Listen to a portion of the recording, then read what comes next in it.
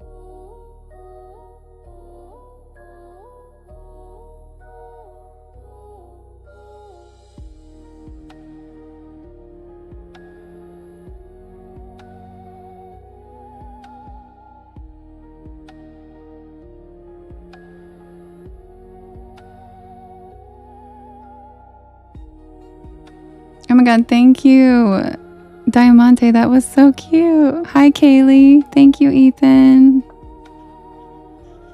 Welcome in, everybody.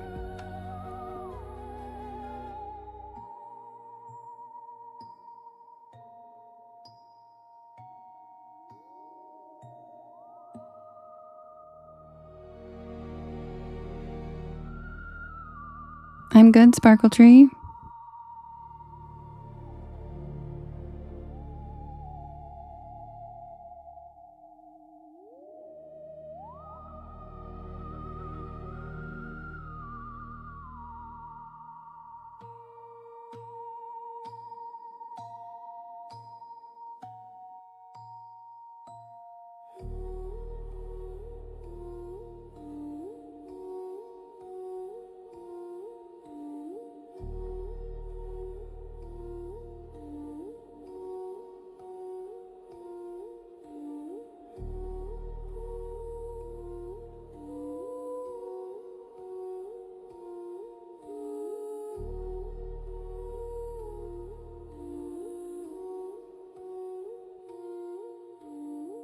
Welcome in, everybody. Happy Sunday.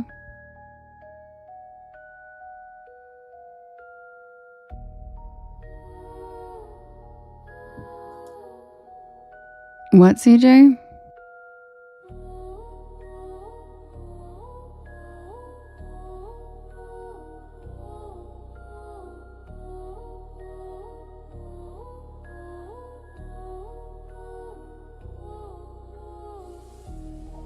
Yeah, but I didn't say different vein. I said dick vein.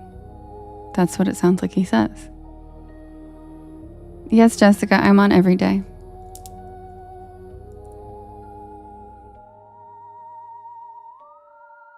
I'm good, asking questions. How are you? Hi, Jennifer. Hi, Andrew. Hi, Beefy. Hi, Justin.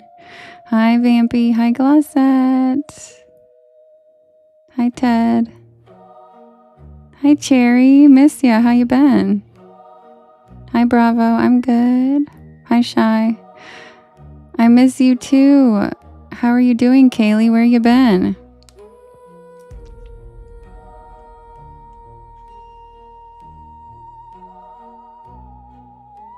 And Beefy, no, I don't think it did last night. I'm good, Vampy. Yes, D-Vane. Yeah, of course, Diamante. You can post it in the Discord if you want. You can post it here too if you want, but the Discord would probably be better because that way people can actually click on it. Thanks, PJs. How are you? By the way, you guys, feel free to start writing what stories you would like to hear tonight in all capital letters in the chat, and I will write them down.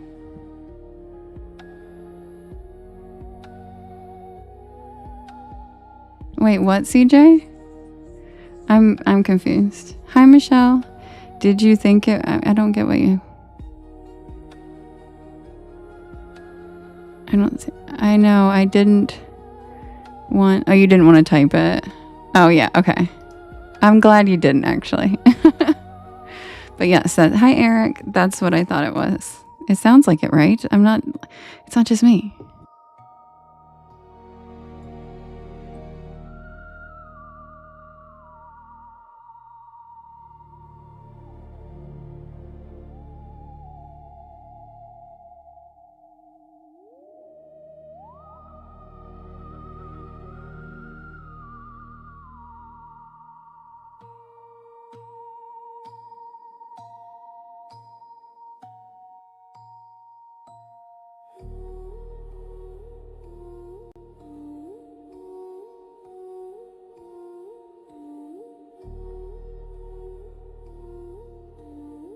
Hi, Mic Drop. Hi, Michelle. Hi, Catherine. Hi, Lisa.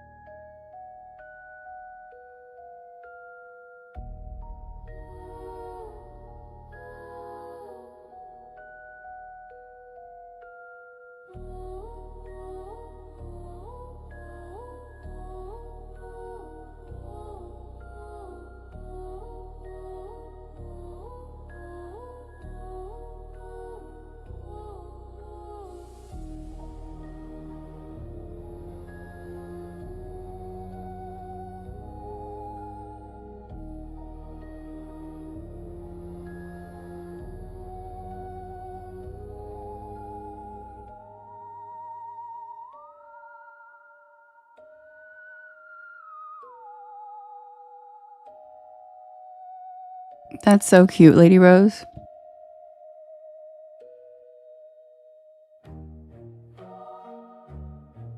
Oh, yes, Michelle. It's going to be good.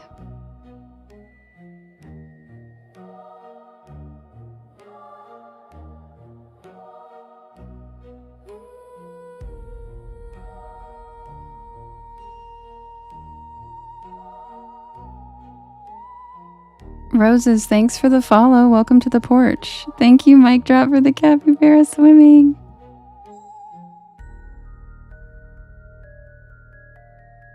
Aw, thanks, CJ. Why are you going? Boo. Thanks for saying hi. We love you. Yeah, come back. Come back.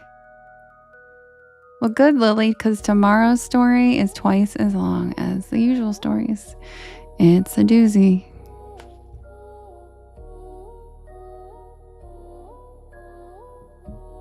Hi, James. Hi, Dawn. Yeah, Mic Drop, I premiere a new one every Monday. So it depends on which one you've heard last, because there's a new one every week. Hi, Jason. How you doing, bestest bestie? Ryu Jean, thank you for the follow and welcome to the porch. Feel free to put your requests in all capital letters in the chat, and I will write them down and we will vote on them.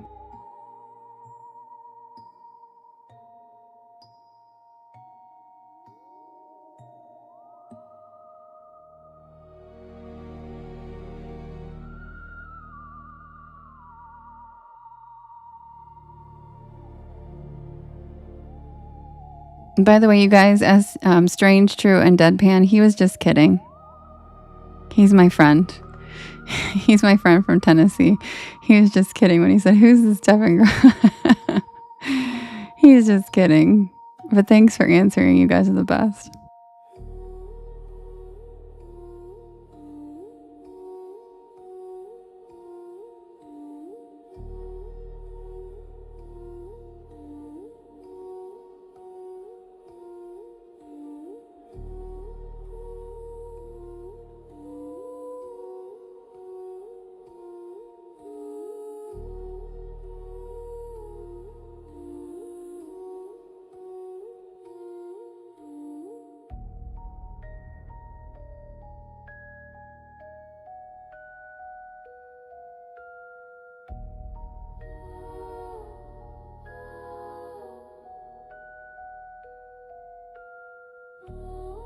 Rhyme, as of right now, most come from the United States, but I do have a few from other countries, and I am slowly branching out the more I learn. Love you too, Jason. I love you. Happy Memorial Day weekend. What you doing?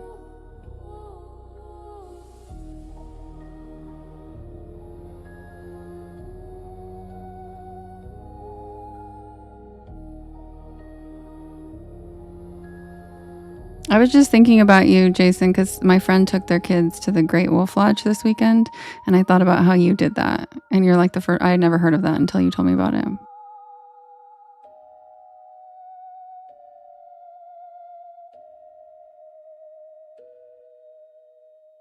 But he went to the one in Charlotte, I think, or Raleigh. Charlotte or Raleigh.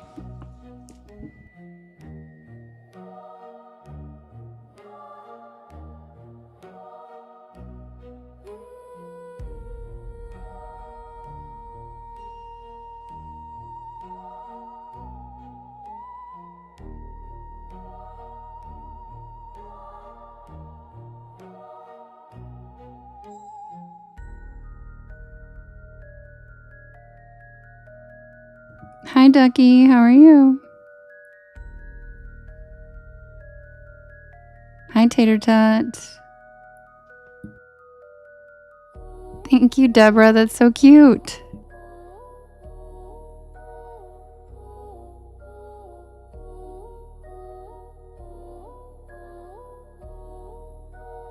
Oh, nice, Beefy.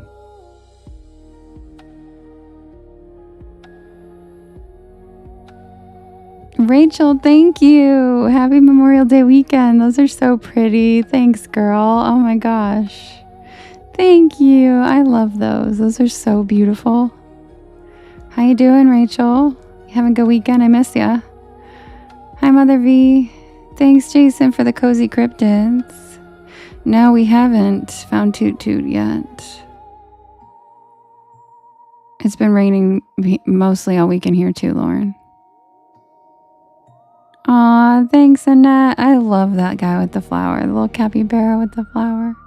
Tina, thanks for the cozy cryptids. That's awesome, Rachel. How's it going? By the way, guys, feel free to write your story requests in all capital letters in the chat, and I will put them on the list. Sounds good, user. Enjoy your skincare.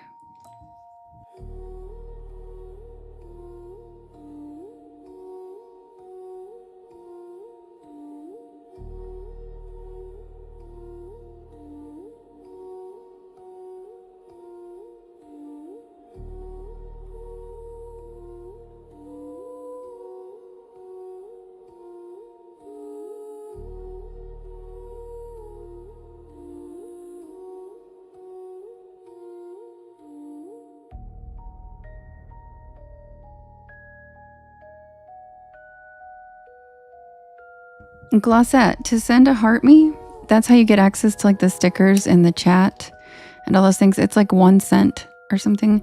And if you go on my profile and you go up to that little, there's a little heart next to my name. And if you click on that,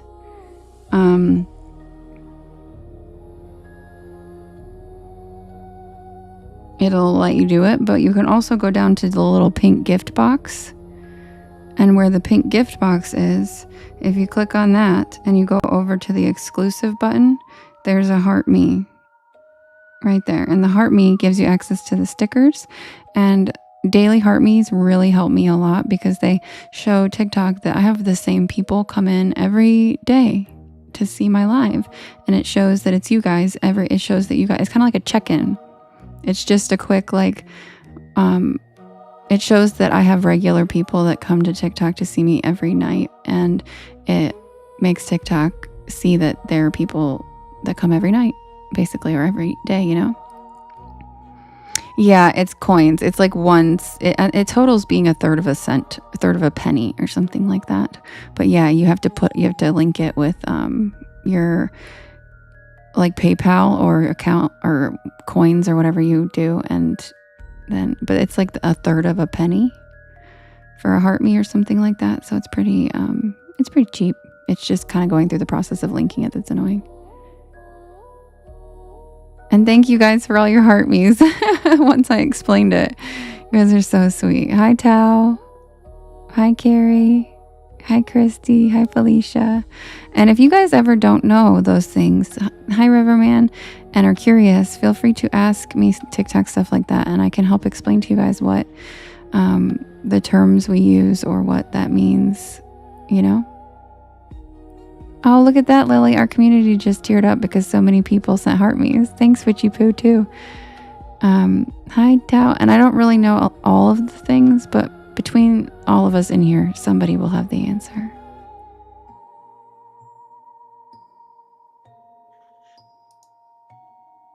Thank you for the capybara swimming. Thanks, Rachel. I love that one. Don, thanks for the popular. Ellie, thanks for the heart me. Nick Queasy and Beanman, thank you. So, does my heart me have a bob now? Has a bob haircut? I wonder how it got that. I don't know how to change them. I don't know if it does. How did it get that? The password, yeah, Kat, it'll ask for your PayPal or something like that until you get it linked. And then it won't ask for your password anymore. Yeah, how do I change it from a bob? Why does it have a bob haircut? You says yours has it too, but I think it's mine. Like, I think each person you give it to. I don't know. I have no clue. Oh my gosh, Trisha, thank you. You know I love the onsen capybara. Anybody know how I changed my heart me?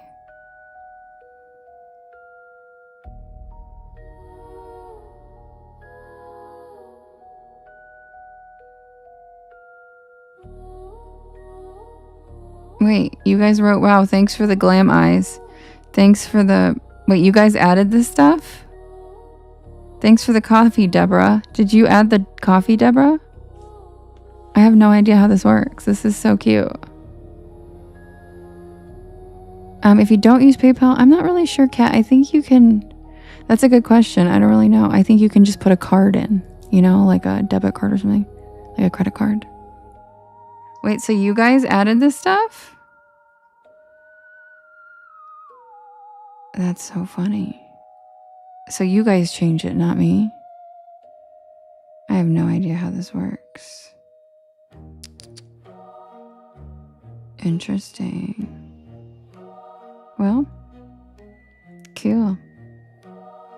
TT did it? Oh, it looks like click on the heart up top, then click on the heart. Yeah, I did, and it shows that people added these things. But it won't let me. Oh, there we go.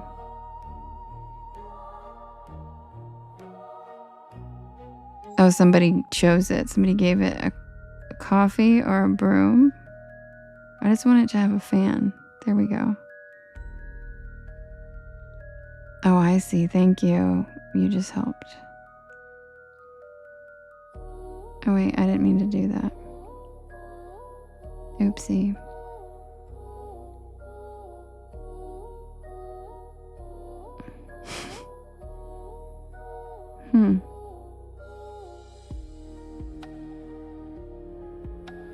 Oh my gosh. Trisha, look at their little booties. Look at their little booties.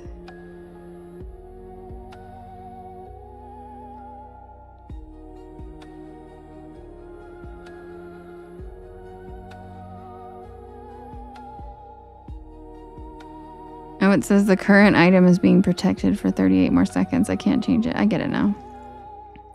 I get it. That's kind of weird, but cute and fun. Yeah, I was trying to give it the fan. Okay, welcome in, guys. Hi, Joanne. Guys, thank you for the capybara. Thanks, Nick. Thanks, Mary, for the hand hearts. Zombie, thank you for your heart me. Trisha, thank you for the capybara booties. God, that was cute. Okay, guys, I am going to write...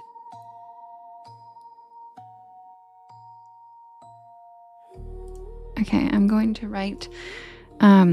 set up the first poll for us to vote on the first story. And then I'll be right back. And if you are new here, welcome in. My name is Devin, and this is Porch Lore. And I tell spooky bedtime stories to help you relax your nervous system and fall asleep. And I am here every night at 10 p.m. Eastern Standard Time until about 1 in the morning. I do write and record all these stories myself, and they are all available on my YT channel as well as all of the podcast streaming sites. Just look for Porch Lore and you will find me. Also, if you guys could do me a big favor while I'm setting up the first poll, could you hit that share arrow in the bottom right hand corner? And there's a yellow circle with 2 arrows chasing each other that says repost. And that puts my live into your friends' FYPs. And it helps us grow our beautiful porch. Okay, thanks, Lily. I didn't see it. You don't have to ask if I saw it. Just rewrite it, because it's easier for you to just rewrite it than for me to try to scroll back up. And I actually didn't see it, so thank you for repeating it.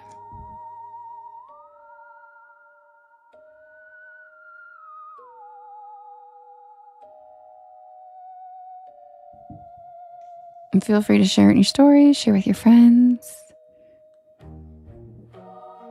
And I'll be right back with the first poll. Yeah, thanks, Lily. You're the best. You're the best.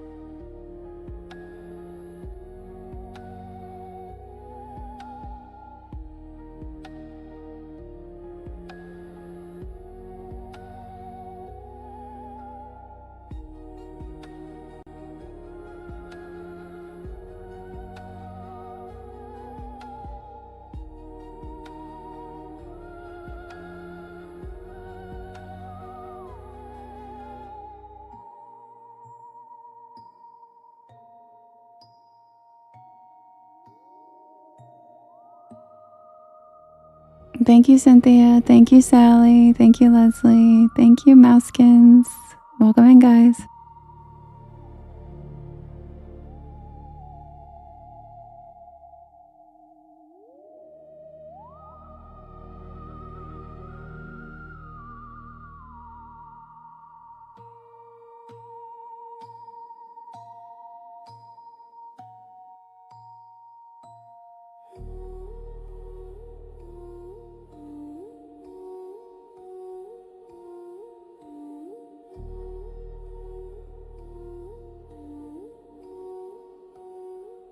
Okay, guys, the first poll is ready.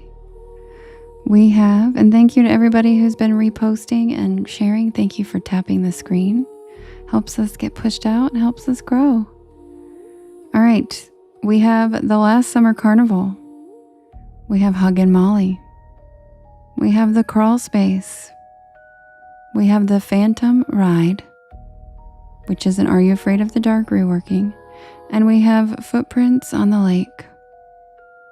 You can vote in the blue box in the top left-hand corner if you're on TT, and you can vote up to 50 times, and you can vote for more than one story. And if you are not on TT and you have one you'd like to hear from this list, feel free to write it in the chat, and one of us over here will help you and vote. We have the last summer carnival, Hug and Molly, the crawl space, the Phantom Ride, and the Footprints on the Lake. Who's it gonna be?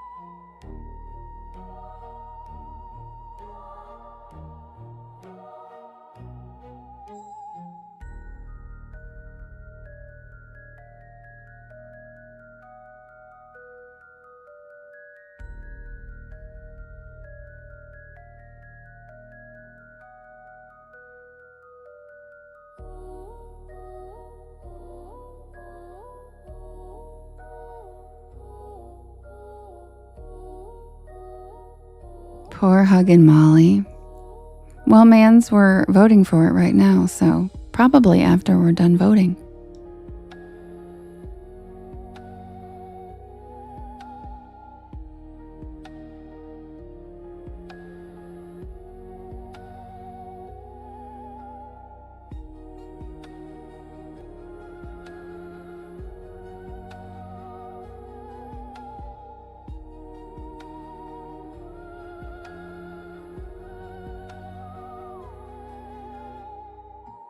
Trisha, that's why there's a sticker for Molly, because she never gets love. She has her own sticker because she's always pissed because nobody likes her. So she has a sticker that says justice for Molly, because literally she loses all the time. So yeah, poor Molly.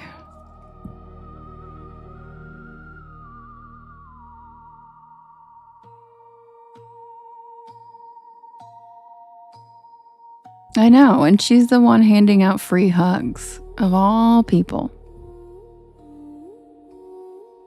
Funny, right, Sally? And yes, the story that just won is The Crawl Space. And I always give a little bit of a PSA at the beginning of this one, as well as The Maintenance Man, that this is considered one of my scariest stories. Most of my stories are spooky and Are You Afraid of the Dark level. This one is a little scarier. So just an FYI, if you're not down for that, this one is scarier because the threat in this one is perceived as a human. Whether he is or isn't remains open for debate. But just an FYI, this one is scarier. And I will be right back with the tale of the crawl space.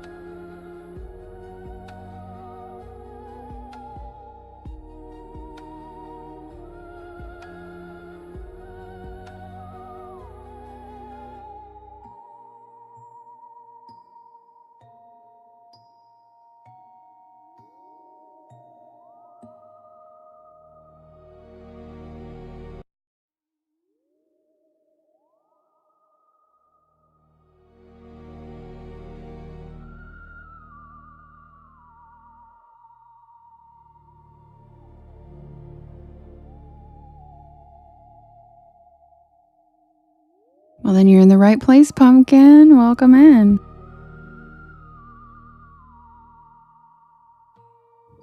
Submitted for the approval of the Porch Pal Society. This is the tale of the crawl space.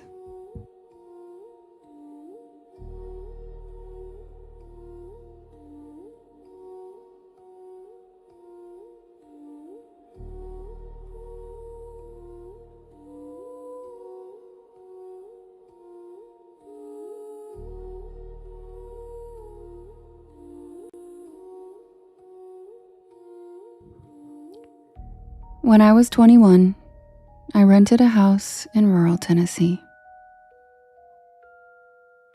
Just for the summer. It was the kind of place you picture in a faded photograph. Wide front porch, paint peeling in soft curls, and a yard full of tall grass and wild mint. It sat on a plot of land that used to be part of a larger farm, but the property had been split and sold in patches. The house was old, and I mean really old. Wooden floorboards, one bathroom, and a stove that hissed like it had secrets. I found it listed on a message board for college students doing internships, and I needed a cheap place to stay while working for a local historical society, cataloging Civil War records.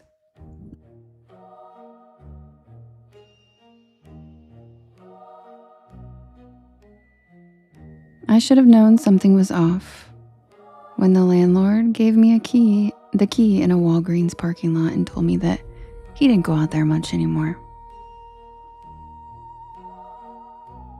He looked tired, like he hadn't slept in days. And when I asked if the area was safe, he said the neighbors mostly kept to themselves. I never saw any neighbors.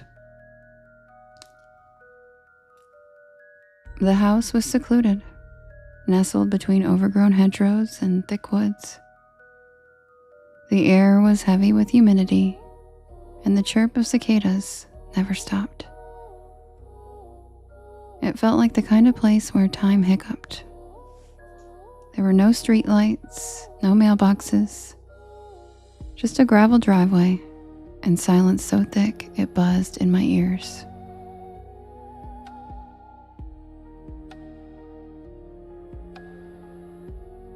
The first few days were uneventful.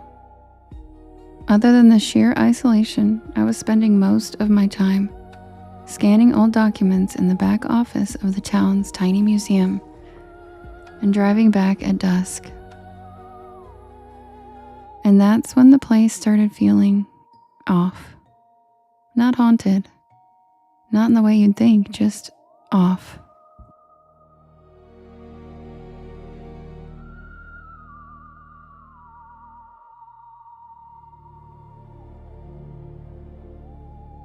It started with the crawl space.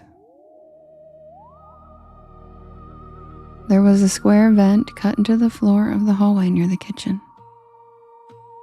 One of those old school access points to the house's foundation. The first time I noticed it, I assumed it was just an old vent. But when I leaned down to look, I saw a rusted latch on the wooden panel. It wasn't a vent. It was a door. A crawl space hatch.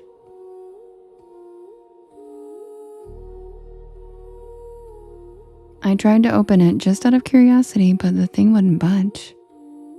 I figured it had been sealed shut by time or moisture. But that night, as I lay in bed, I heard something move beneath the floorboards.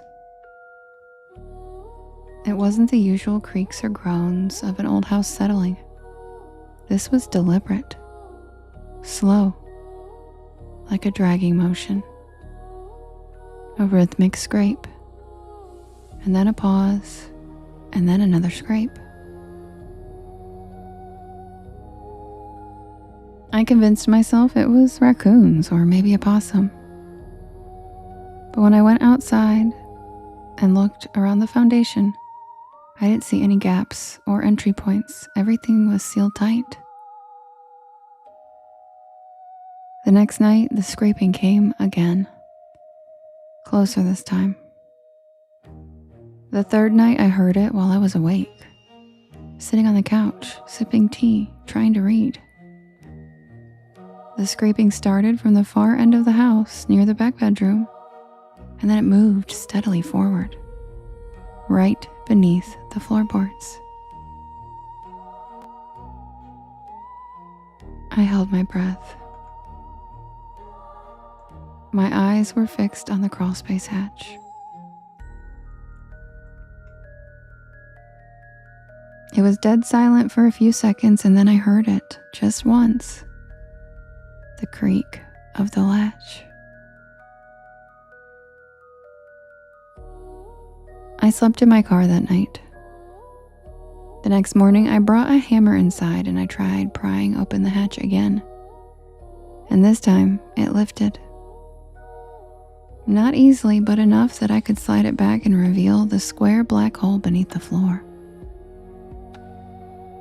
A wooden ladder led down into the dark, but the rungs were rotted and I couldn't see more than a few feet down. I lowered my phone with the inadequate flashlight on, and that's when I saw it.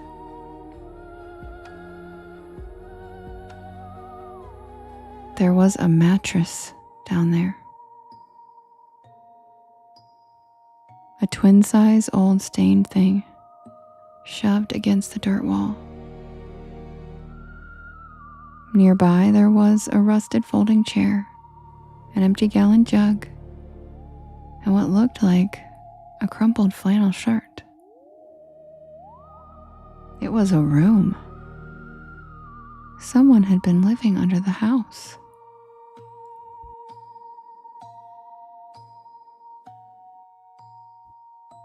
I slammed the hatch shut and I nailed it down.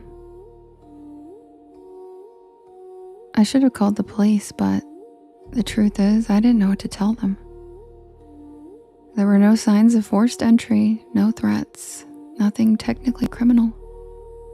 Just a sense of growing dread that clung to everything. I started noticing little things after that. My dish towel would be damp when I hadn't used it. My shampoo bottle would be in a slightly different spot. The hallway light bulb burned out after 1 week. Once I found my toothbrush wet and I hadn't even brushed my teeth yet that day.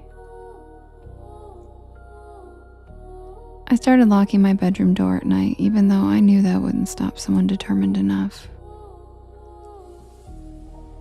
I even pushed a dresser in front of it too, just in case.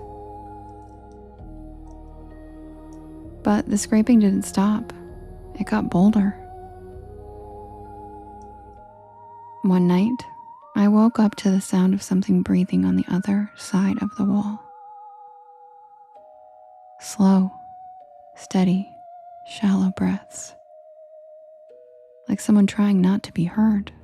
Thank you, mic drop. Thanks, Robin. I pressed my ear to the drywall, barely breathing myself.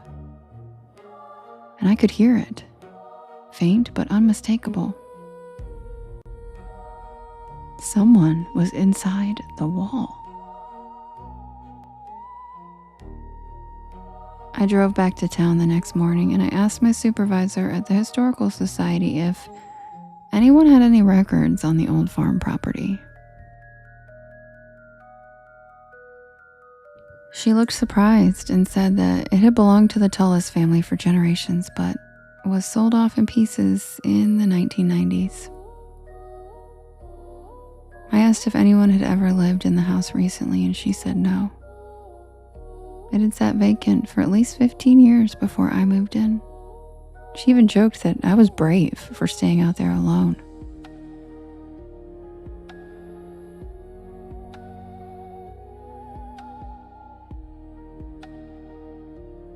I stopped sleeping altogether after that. I started keeping a hammer next to my bed. I stopped using the shower and I just bathed at the gym in town. I even bought one of those cheap door alarms from the hardware store, and I rigged it to the crawlspace latch, just in case.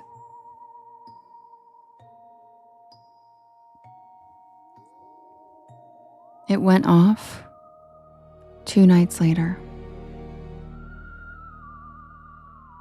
The screech of that alarm jolted me out of my half sleep around 3 a.m. and I barely had time to grab the hammer before I heard the crawlspace door slam shut.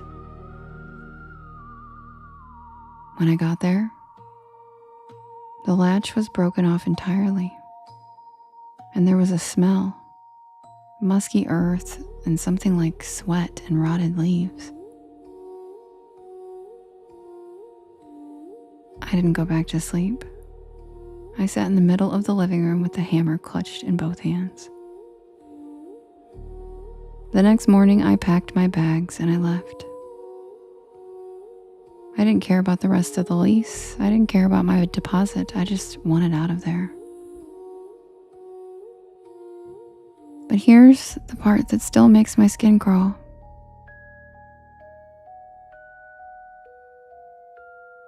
A week after I moved out, I got a call from the local sheriff's office.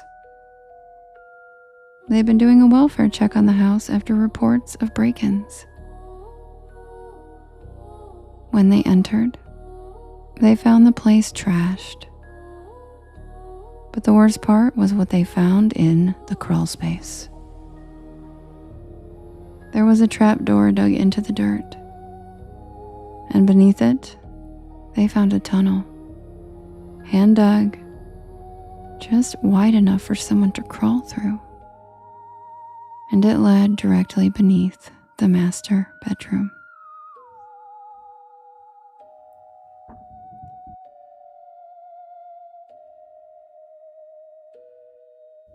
Inside the tunnel, they found food wrappers, empty pill bottles, and a collection of women's personal items.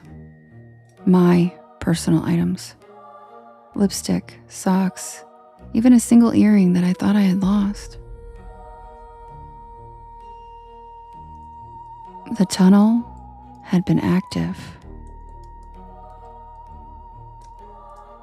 Whoever it was, whoever had been living under my house, they had left. But not before leaving a message scratched into the underside of the crawlspace door. Just one word. Stay. I tried to forget about it, I really did. But here's the twist. The part that made me write all of this down. 2 weeks ago, I moved into a new apartment in a different state. The top floor, secure, big building, new locks. And everything felt fine. Until I came home from work one day. And I noticed the vent above the bathroom door was slightly ajar. So I grabbed a stool and I looked inside. There was something shiny, wedged in the corner. So I pulled it out. And it was a single red earring. The matching one. The one that I never lost. And now I hear the scraping again. Only this time, it's coming from above.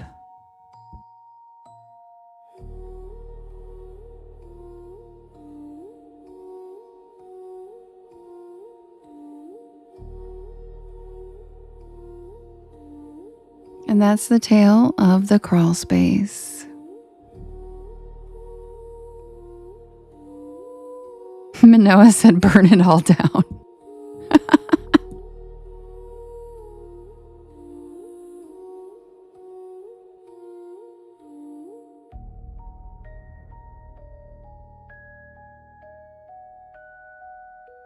Yep, Tanisha said she threw away all her earrings after this story.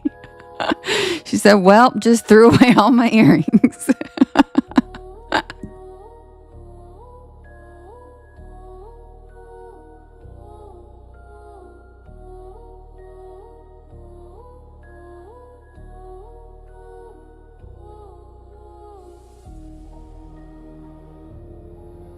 And yes, that one, I know, right? She's so fun. Tanisha cracks me up. You have the best sense of humor. She makes me laugh all the time. And Annette. That episode also was inspired by an X-Files episode. I don't know if we have any fellow X-File lovers in here, but why did the banners keep freezing like that? But that I was inspired by an X-Files episode that really freaked me out, and it always stayed with me. And I was like, yep, that's pretty much my nightmare. You love the X-Files? Yeah, me too. Yep, exactly, Catherine, the Tombs episode. He was actually in more than one episode. He freaked me out a lot. Like, they went through some weird stuff in that show, but that guy stuck with me. That guy freaked me out. And I've lived in a lot of apartments by myself, and I was always freaked out about the vents.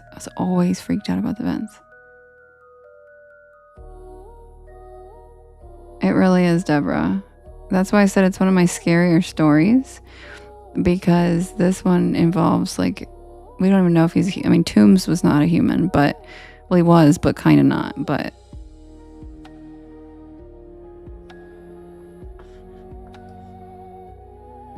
Oh, I'll look at it, Robin, send it to me. Yeah, X-Files was so good, yep, and the Toombs one, you guys know what I'm talking about, right? The guy that, like, slithered through the vents. God, he was so creepy, and his eyes, everything, it was just, my God, he was horrifying. So yeah, he was the inspiration for Crawl Space, and that is one of my more popular stories. It is requested every night. Yeah, Tombs, right? Yep.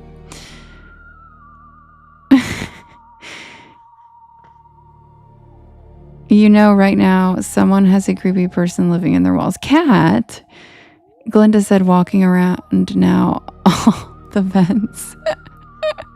Thank you, Judy. I love those. Thank you so much. And Lorna, thank you so much for all the cute gifts. Hi, Lorna. Yeah, I'll be right back, guys. I'm going to set up the next poll. And if you're new here, welcome in. My name is Devin, and this is Porch Lore. And I tell spooky bedtime stories to help you relax your nervous system and fall asleep. And I am here every single night from 10 p.m. Eastern Standard Time until about 1 in the morning. And if you guys could do me a big favor while I'm setting up the next poll, if you could hit that share arrow in the bottom right hand corner, there's a little yellow circle with 2 arrows chasing each other that says repost. And that puts my live into your friends' FYPs, and it helps us grow the porch. And you can undo it and redo it throughout the night, and it just helps reset the algorithm, kind of. It's very helpful. Also, sharing into your stories and with your friends helps us grow this beautiful porch of ours. And I'll be right back with the next poll. Grab a beanbag chair, grab a hammock, sit back and relax, watch the shooting stars in the sky, and welcome to the porch.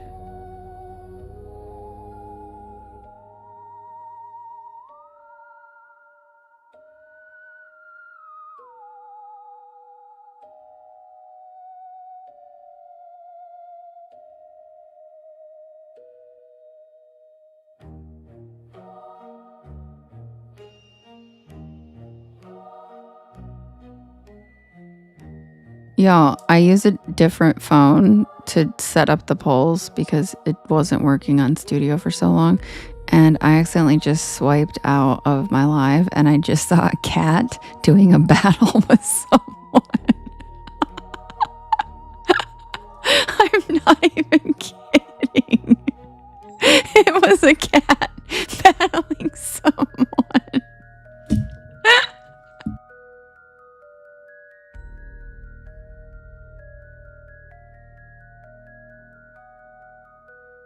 And I was like, whoa, what's that? Wait a minute. Is that a cat in a battle? I don't know. I'll go look. Hold on. Oh, man. The cat's not there anymore. Now she's battling somebody else. Damn it. The hell? Oh, no. She's winning. Anyway. Yeah. A cat. It was a white cat. He was really cute. I hope he won.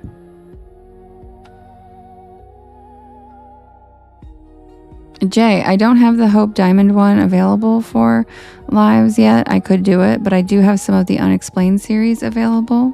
Just not the Hope Diamond one, but some of those other ones, yes. I have Tesla, I have the cats, I have Edgar Casey, I have Brian Weiss.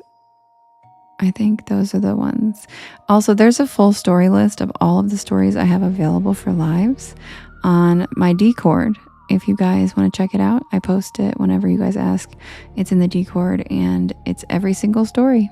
So you guys can, I would suggest just saving it to like your phone and then you can just check it to see which ones I have available for life. But I will, oh, you like the Tesla one? Okay.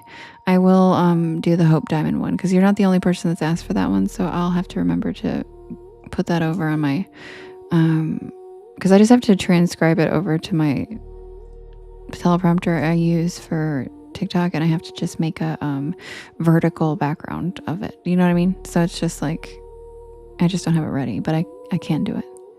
Thank you, Lecter. All right, guys. Now that we're done laughing about the cat battle, I'll be right back with the next poll.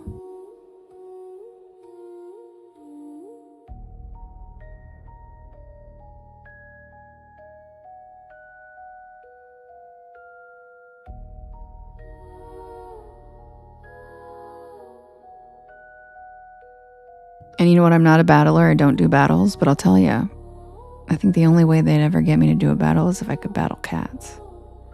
That would be fun. That would be cute as shit. But besides that, nope.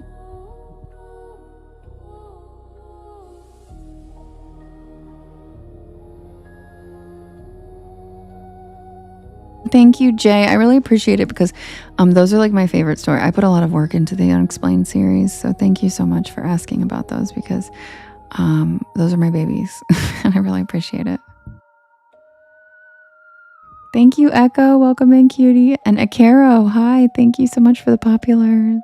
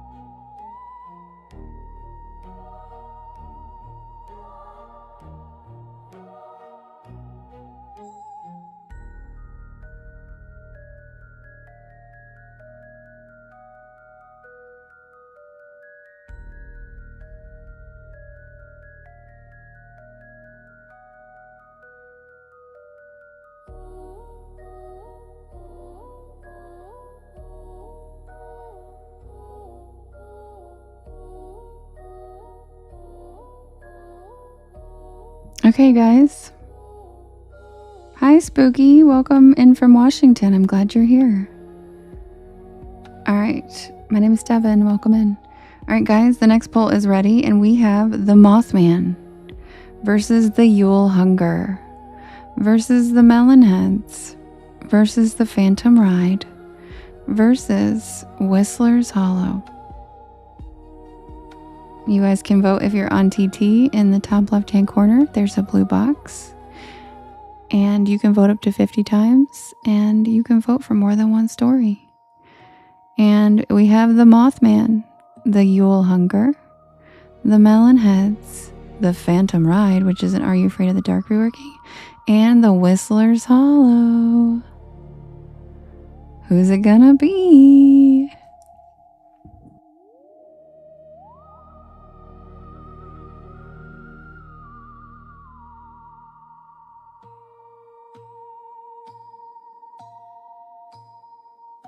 Man, they're like all neck and neck right now. That's crazy. Oh, Whistler Hollow's taking the lead. Let's see. Michelle has requested Yule Hunger for like 4 days in a row. So if anybody else wants to kind of help that, make that happen for Michelle, I'm just throwing it out there.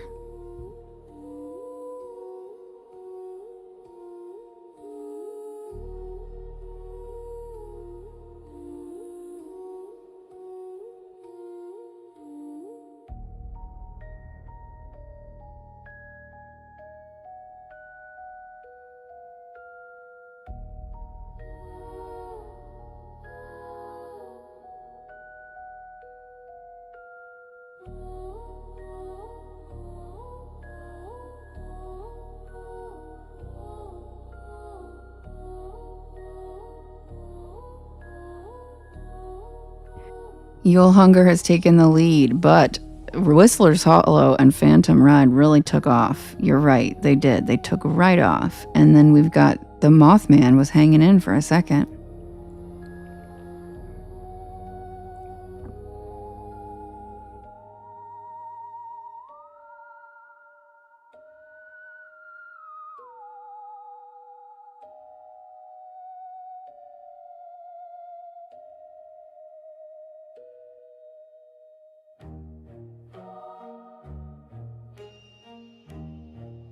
Hi, Wendy. I miss you.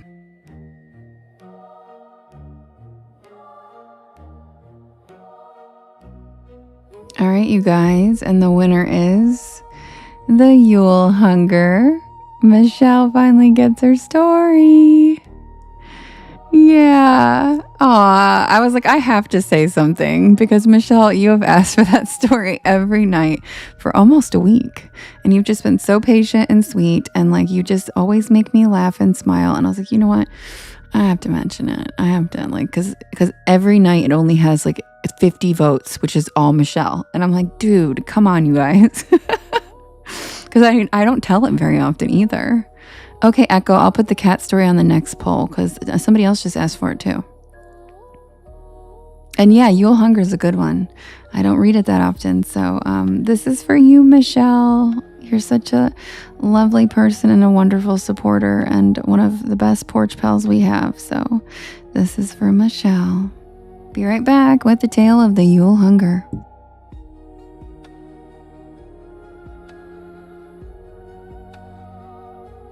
She really is the best. Michelle's the best. Like, I see her in the chat answering questions that people ask while I'm reading all the time. She's just amazing. She's just a wonderful human.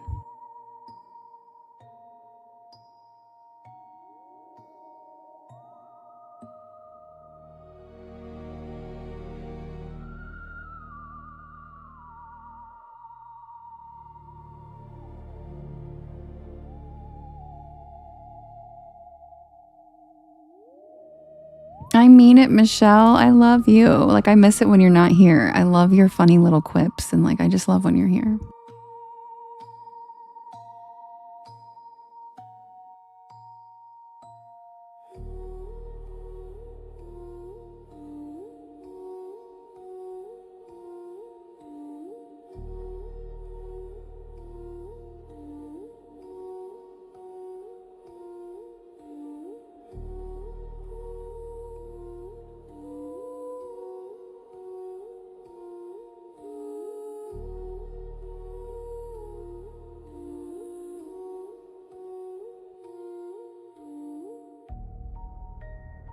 This one's also cool because it is about an ancient elemental, basically, a winter elemental that the pagans and the druids used to talk about.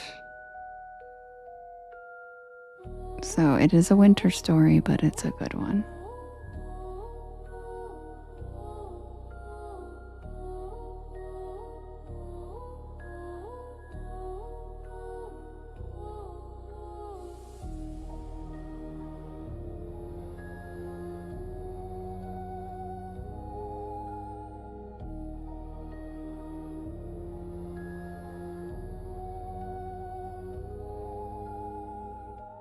Hey, skater girl, welcome to the porch.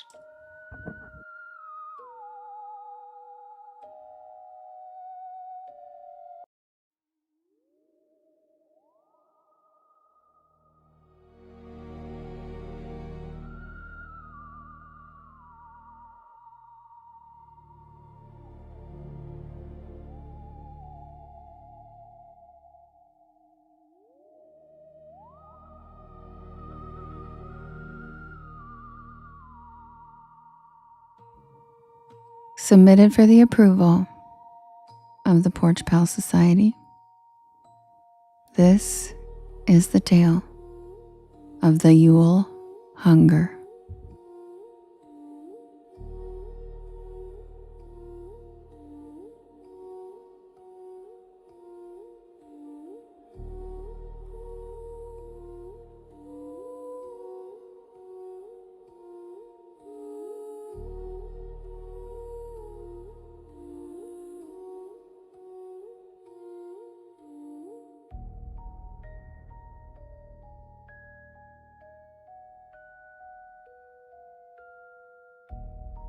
I have to admit, I have a bitter taste in my mouth when it comes to Colorado. I went through the worst year of my life in that state, and to me, the energy of the land there has always felt off. But I have dear friends who live there who pull at my heartstrings to visit the state regularly. So, I had visited my friend Crimson in Colorado Springs a few times over the years, usually this summer when the mountains looked warm and alive, when people filled the trails and the air felt thin but friendly. Yeah, Crimson. But this time she convinced me to fly out for her favorite season, Christmas time. She said the mountains looked their most beautiful under the snow.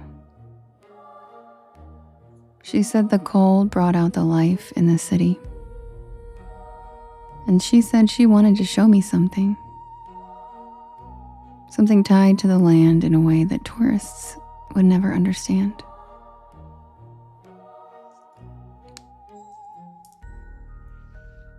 I didn't know how serious she really was.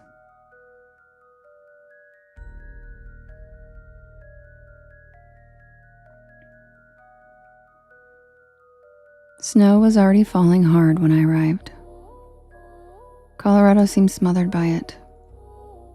Thick white everywhere. The clouds low and bruised. The mountains looming like enormous shadows behind the haze. Crimson picked me up at the airport, excited despite the weather. She had always been like that, able to pull joy from almost anything. We spent the evening catching up in her cabin on the outskirts of the city, sitting by her fireplace while wind screeched against the roof. And then I noticed that she kept glancing toward the window. I tried to ignore it at first, thinking she was just excited about the storm or worried about the roads. But it kept happening, even when we were in deep conversation. So eventually I asked her gently if she was worried about something. She brushed it off with a smile that didn't reach her eyes, and she said that she just wanted me to see the mountains coated in fresh snow in the morning. I didn't think anything of it, but I should have. I didn't sleep well that night. Something about the wind unsettled me. It didn't sound like normal wind. There were moments, brief, almost too quick to notice, when it rose to a pitch that reminded me of a distant scream of an animal. And not a coyote, not anything that I recognized. Something sharper. Something starving. When I woke the next morning, Crimson had already had coffee going and seemed eager to get out into the wilderness. She told me she wanted to take me somewhere special. A place she had never brought anyone before. A place tied to an old winter legend whispered in the mountains. Before Colorado became Colorado. Oh my God, Carmen. He was riding a toucan. Did you guys see that? Thank you, Carmen. I realized then that she wanted to show me a piece of folklore. So we bundled up and drove into the mountains. Snow swallowed everything. Every tree looked way down and every rock blurred by frost.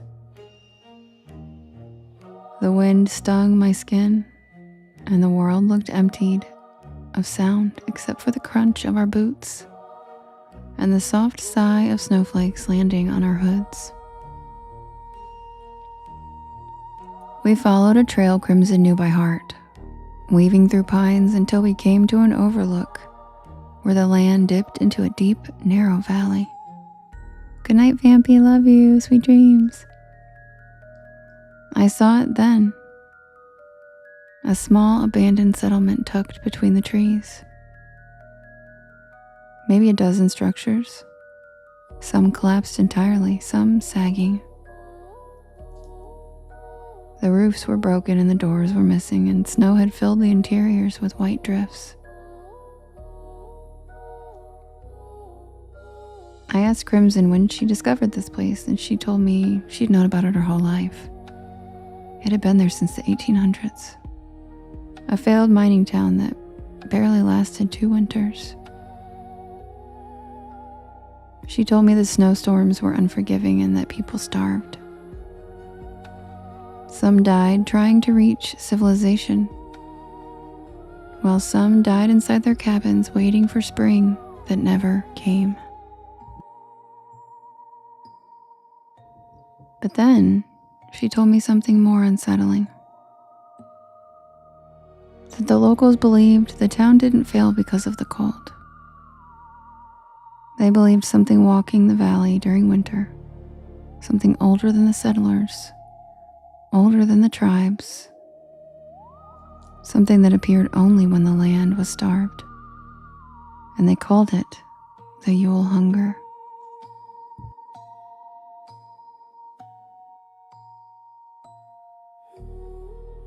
A creature tied to the season when animals hibernate and the land dies.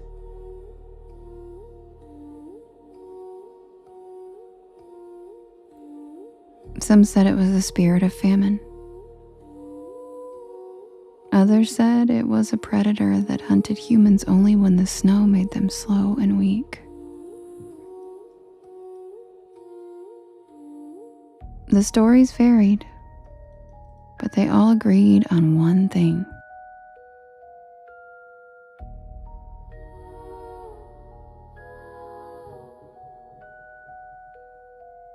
It took people from that valley every single winter. And it always returned when the nights were the longest.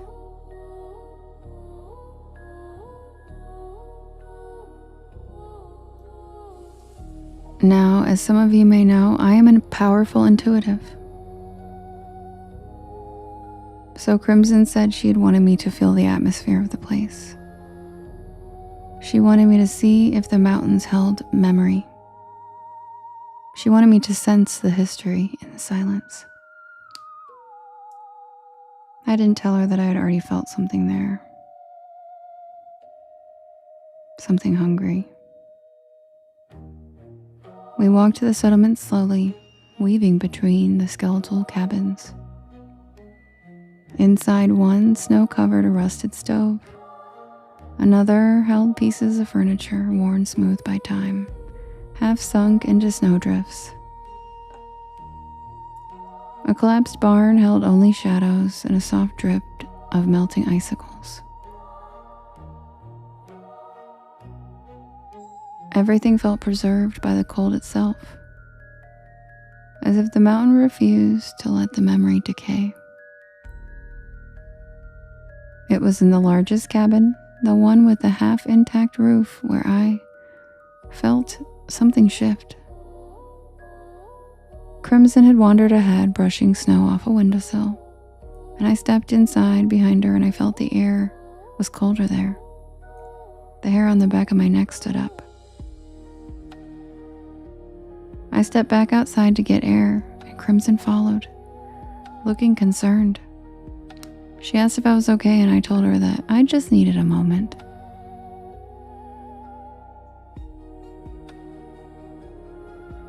But the truth was that I felt watched. Like something unseen had leaned closer. When I turned back toward the valley, I thought I saw a shape slide behind a tree. Something tall. Something moving with unnatural smoothness. I told myself it was just the wind. But as we made our way back toward the trail, I kept glancing behind us and the feeling wouldn't leave. The weight of eyes stayed glued to the back of my neck. By the time we reached Crimson's cabin again, night had already fallen. The storm had returned with a vengeance, and snow hammered the roof and wind screamed against the walls. The kind of high-pitched howl that made the windows rattle. I curled up in a blanket near the fireplace, grateful for the warmth. But then the wind changed. It sounded like something was circling the house. Something brushing up against the siding, something testing the windows as if checking to see if any were unlocked. Crimson pretended not to notice it, but I watched her tense up. And then came a long, dragging scrape across the roof. And then another. And then silence for the rest of the night. I didn't sleep that night. The storm only got worse, and around 2 a.m, the power went out. The cabin plunged into darkness except for the dying glow of the fireplace. I stared into the shadows, listening to the storm tear at the world outside. Snow piled against the windows and the roof creaked under the weight. The wind screamed again, and then underneath it, faint but distinct, I heard footsteps in the snow. Slow and heavy, circling the cabin. The next morning, Crimson insisted that we go back to the valley. I didn't want to. Something about it felt wrong, but she looked determined, almost like it was urgent, and I didn't want her going alone. So we drove as far as we could, and then we hiked through snow that reached up to our shins. The air bit at our faces and every breath felt sharp. Even the trees looked different, taller and darker, more skeletal. And the settlement looked more haunting now, coated in fresh snow that filled every doorway and window. By the time we reached the center of town, the light had already dimmed. Clouds swallowed the sun and the air stilled entirely. Crimson was staring at one of the cabins when I felt the pressure again, the sensation of being closely watched. I turned slowly, and I saw nothing at first, but then I saw it. A figure stood halfway up the slope, between 2 trees.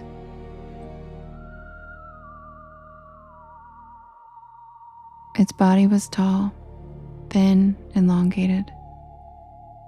Its limbs were long and jointed. Its head was narrow with antler-like protrusions branching backward like skeletal wings. Snow fell around it and through it, as if its body barely existed in the physical world. Thank you, Skater Girl. Thank you, Valerie. It wasn't a person and it wasn't an animal. It wasn't anything that should be standing there. It was the Yule hunger. Its head tilted slowly, as if it was curious. When I blinked, it was closer. I grabbed Crimson's arm and we started backing away. My heart beat a thunder in my ears. but she was frozen, staring at the creature like she had seen it before. The wind returned suddenly, violent and loud, and snow exploded from the trees. And in that blinding swirl of white, the creature moved or disappeared, I'm still not sure. So we ran. The storm swallowed our tracks even as we made them. Trees rattled and ice shattered somewhere behind us.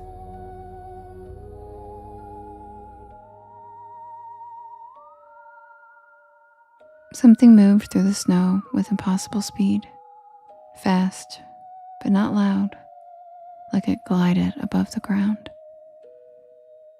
By the time we reached the car, we were both shaking. I fumbled the keys and breath fogging the air. The storm felt alive, pushing against us like a force determined to keep us in that valley. We made it back to the cabin just as the sky turned sickening dark gray. And that night was worse than the first.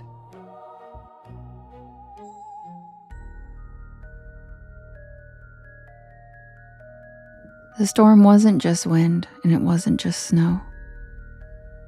Something moved across the roof, something pressed against the porch. Something was breathing near the window, slow and steady.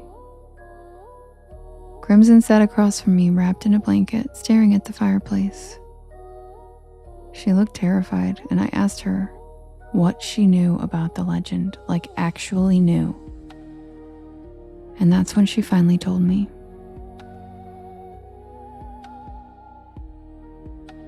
She said people who saw the Yule hunger rarely survive the winter. She said the creature didn't just hunt the starving, it hunted the fearful. It fed on dread, on cold, on the slow weakening of the human spirit in deep winter. She said once it marked someone, it followed them through storms, waiting for the moment they fell behind, waiting for the moment they gave in. I realized that she wasn't showing me this folklore for fun. She had been seeing it for weeks, and she wanted me there because she didn't want to face it alone. The storm grew worse and snow hammered the house in constant waves, and something massive moved outside, dragging long, heavy limbs through drifts. The cabin shuddered, and Crimson clutched her blanket tighter and stared at the door like she expected something to break it down at any moment. I sat awake all night, watching the windows, listening to the slow, deliberate movements of something circling the cabin. It was waiting for exhaustion, waiting for a slip of resolve, waiting for the cold to win. But morning came, barely. The storm ended with a sudden, unnatural quiet. And when I looked outside, the world looked buried. Snow was up to the porch rails, drifts as tall as my waist. Trees bent under the weight. We decided to leave that day, before the next storm rolled in, before the creature returned for its hunger. I frantically packed my things, and she packed hers, and then we fled back to civilization.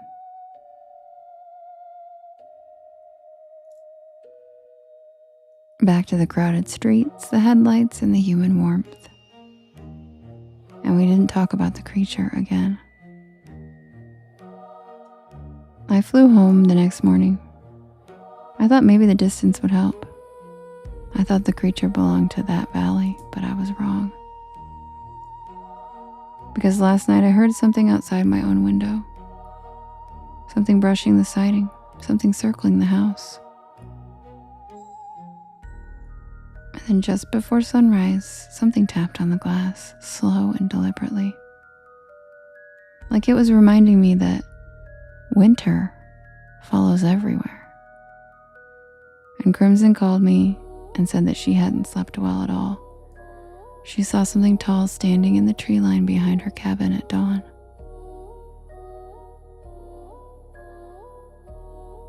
Something waiting for both of us, reminding us that winter isn't over. And now the Yule hunger knows our names.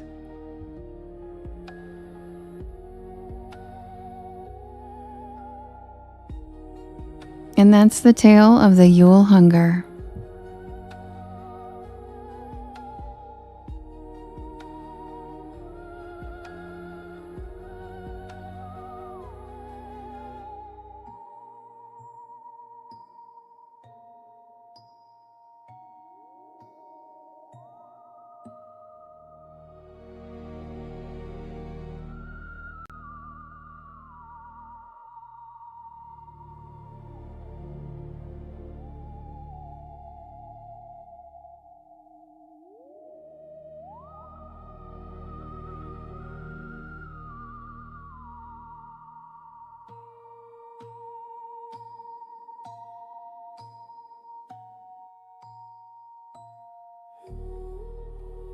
Yeah, that is a Christmas one, so it doesn't get told a whole lot when it's not Christmas time, but Michelle has been wanting to hear it, so thanks for voting for it, guys. I will set up the next poll, and then I will be right back so we can vote for the next story. Be right back. Grab a beanbag chair, grab a hammock, sit back and relax, and welcome to the porch.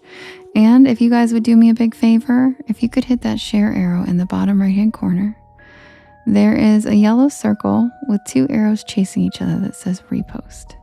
And that puts my live into your friend's FYP.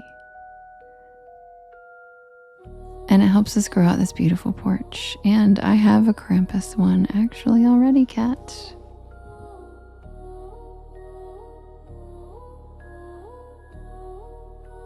And once again, if you guys want to see the full list of stories that I have available for the live, it is available on my Discord, so you guys can see all the stories I have. The link is in my bio, and Justin every once in a while shares the Discord link.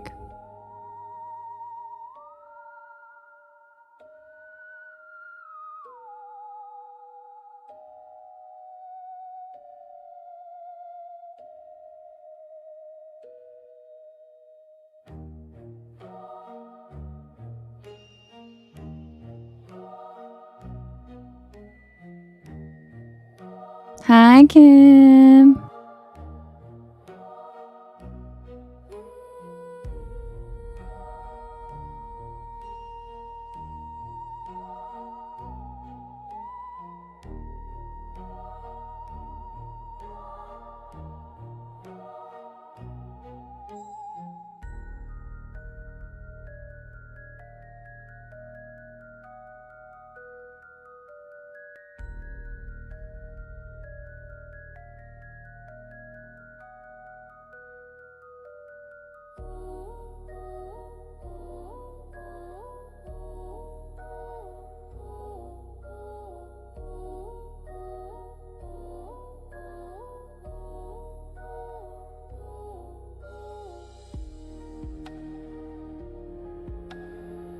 Oh my God, Michelle, that's so cute. Thank you, Michelle. And thank you, Jesse. And thank you, Mary. God, that was cute on his little camel.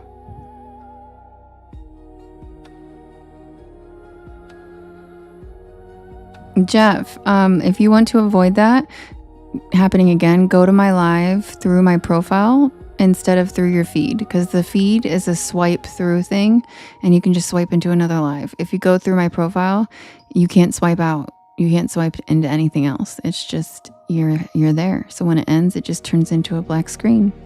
So if anybody doesn't want to be jolted into another live, like a Crystal Scoop live, after you fall asleep and I end, go to through a direct link.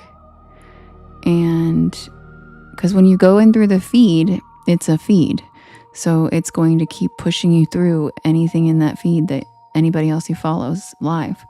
If you go in through a specific person's profile or even a specific person's like message or something like that, then that's just a direct link to my life. Yep.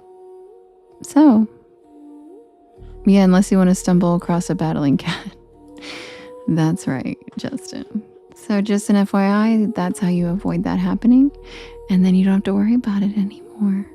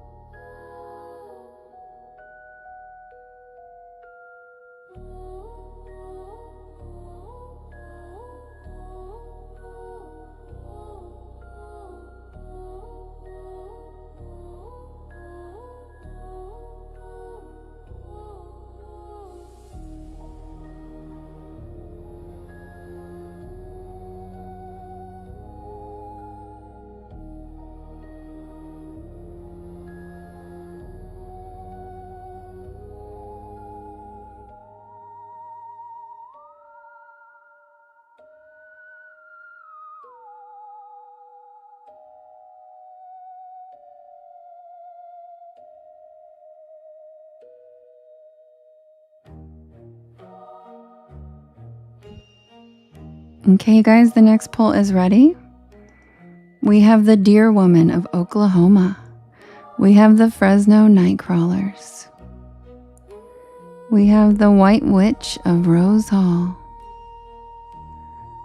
We have Casey's Cats. And we have the Ancestor's Curse. Who's it gonna be?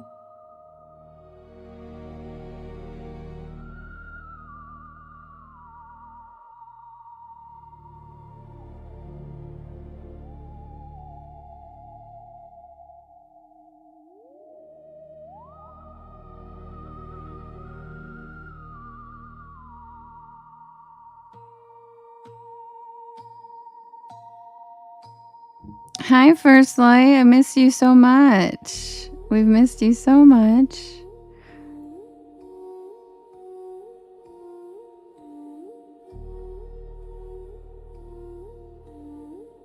I love that average C.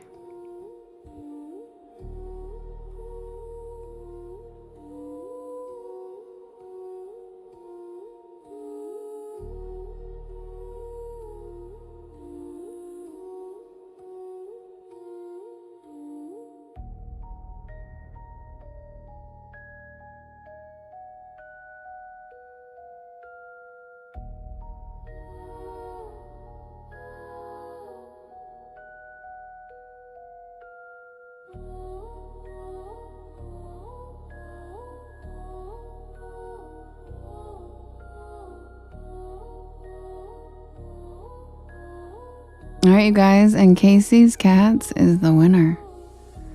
And lovely, I don't know how to explain to you what it is. It's a story about ancestors in the family tree, tracing them. And I see her ghost. Thank you, Average C, for the swimming capybara. Sounds like there's one you missed. Yeah, that's the story Lily requested.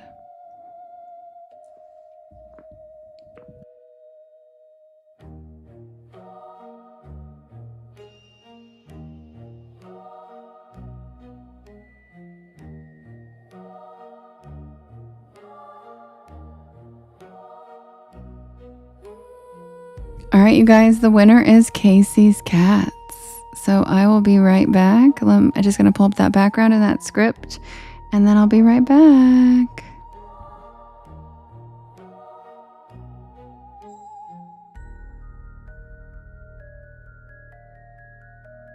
Yes, grab a beanbag chair, Spooky Cabins. We're glad you're here.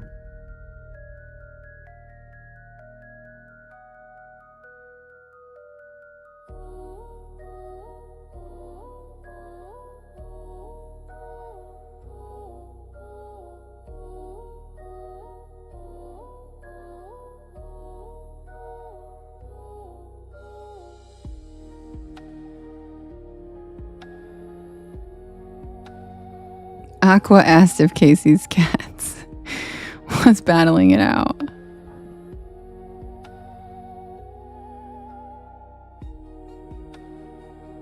And thank you, Kim, for popping over to YT. You didn't have to do that. Love you. Oh my God, Average C, that's so funny. That's so funny. Of course we have room for you, that Canadian. Justin's Canadian too.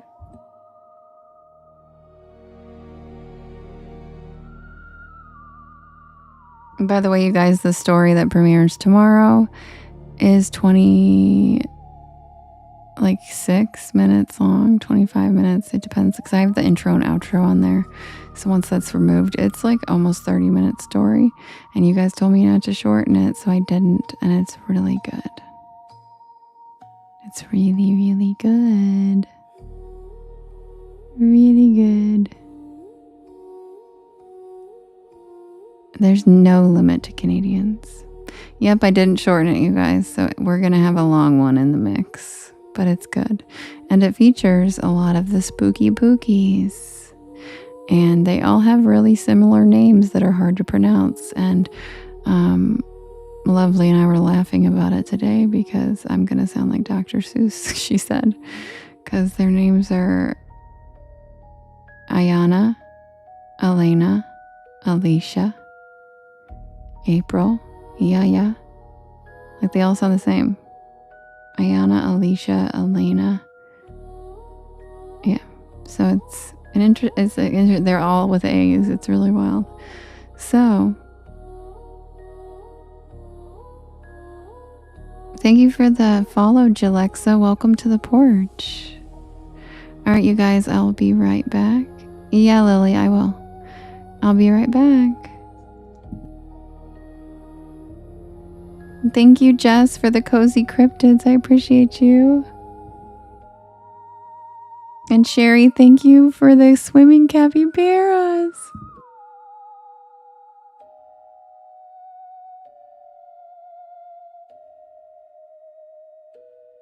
They're just so cute with that little flower. Robin.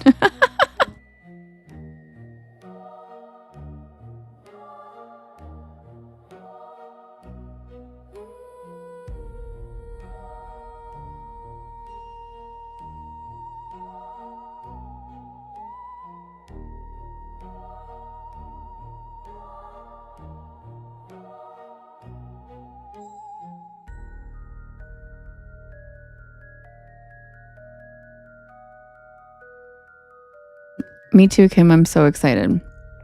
It's just really good. It's going to be and I never really hype up my own stories that much, you guys. But this one, I'm proud of. And this one's going to be really cool.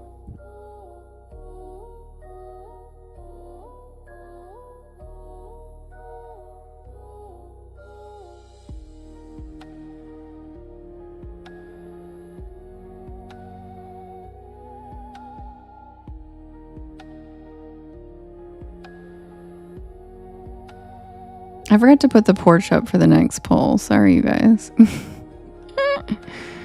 Whoopsie. Oh well. We'll just go straight into it.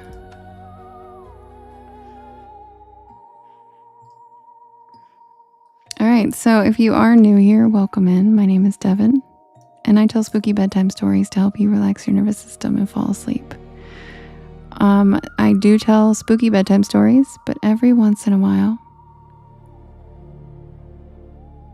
I have a whole nother collection of stories called the Unexplained series because I actually just like everything that's unexplained. The spooky bedtime stories took off and are very popular, and I love them, but I am an ex-news reporter, and I'm very curious, and I just like things that are unexplained. And so that does fall in the realm of paranormal and supernatural, but sometimes it falls into the realm of metaphysics and quantum mechanics and stuff like that.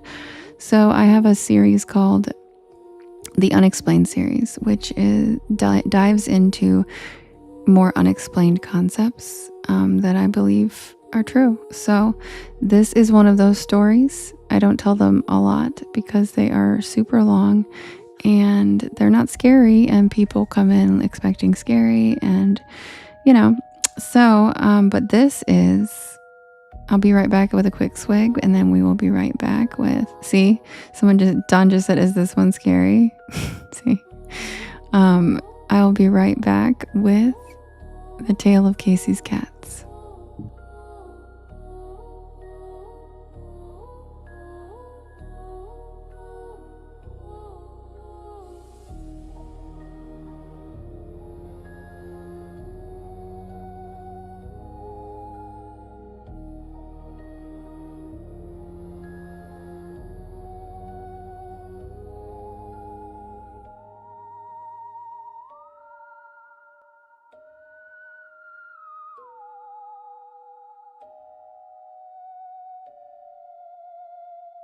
And yes, that's Merlin.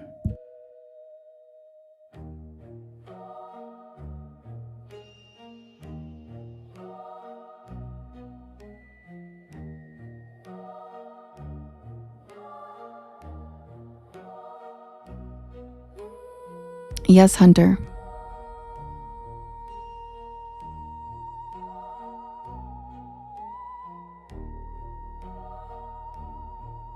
Thank you, Hunter. You're sweet.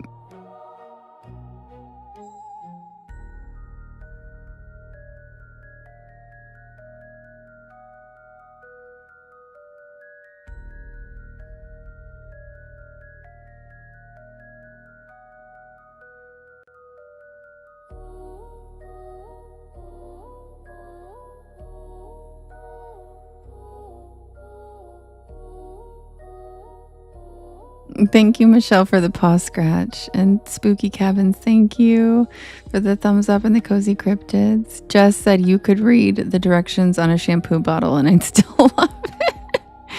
Thanks, Jess. I love you. You're the best.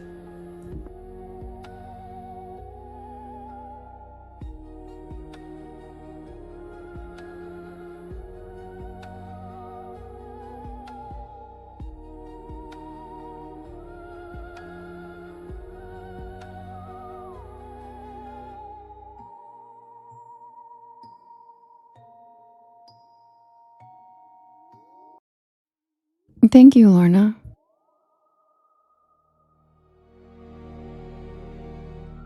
I had to make backgrounds for the live because these Unexplained series videos are kind of like little mini documentaries. So I have like B-roll video up. I'm in it half the time talking on screen, and there's pictures of the real people and that kind of thing. So I can't really use that as a background. So I had to make backgrounds for the Unexplained stories for the lives because there's tons of, it's video. It's all video on YT. And yes, I did. I made it. That's Merlin on the left. That's a cartoon version of Merlin. And it looks just like him, and it's so insanely cute. I can't handle it. Like, that's literally what Merlin looks like, and he's so cute. Wendy, the Unexplained stories are on a playlist on my YT channel and all of the podcast sites. They're all available. I just stopped doing them because I didn't really have a following yet, and they take a lot of work and effort and time, and they were nobody was looking at them. So, and they still get about a fourth of the views the bedtime stories get, but they are all available. Like if you go to my YT channel, on the homepage, the very first video is the Tesla video, which is part of the Unexplained series. So if you guys want to check them out, they are really, a couple of my friends who homeschool have literally used them to teach their kids stuff. Lovely, you don't know why. I do, because they're too long. And I knew that when I made them. People don't have a very long attention span, and they're about 30-minute episodes, and they just, people don't pay attention for that long, which is depressing. But anyway, they're really awesome, and I'm very proud of them. I'm also in them, like on camera, like a little reporter, like telling you guys, like you know, like Y-File style, you know, that has a host, if you guys know what that is, or like on Ancient Aliens, when there's someone comes up and talks, like that's me in between when I'm showing pictures and videos of the things. So I'm very proud of those, and I love them. I've actually thought about playing them on the live before, but I'm not sure if I would get flagged for playing someone else's content because it's mine, and I'd bet the AI robot can't figure that out. So, but yeah, I would love for you guys to check them out. Oh, thanks, Lorna.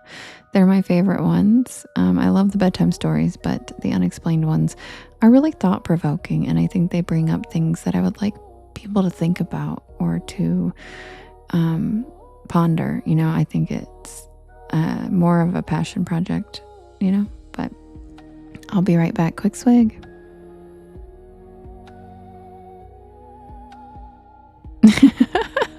Justin.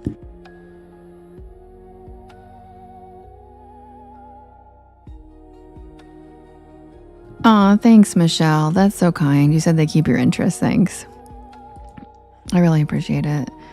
They are really, I think they're really interesting.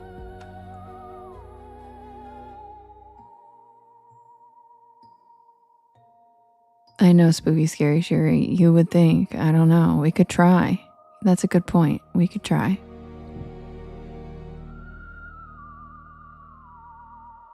That's a good point. If the AI can make a gift of me, they probably know what I look like by now.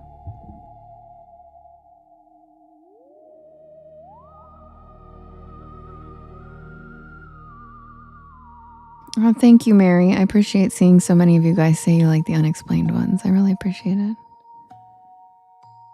And if you guys do want to watch those and the bedtime stories, you can go to the all videos playlist. Like if you don't want to have to keep clicking on separate ones, the playlists are just so much easier because it'll just play things back to back and you don't have to like touch it, right? So if you want to go to the all videos playlist and hit shuffle, what it does is it'll mix in the bedtime stories and the unexplained stories together. And that's a really fun way to watch. That's what I do. And then you'll get some bedtime stories, then it'll throw in an unexplained, and then that's the way I like it. Not yet, Seabass. We're about to start right now.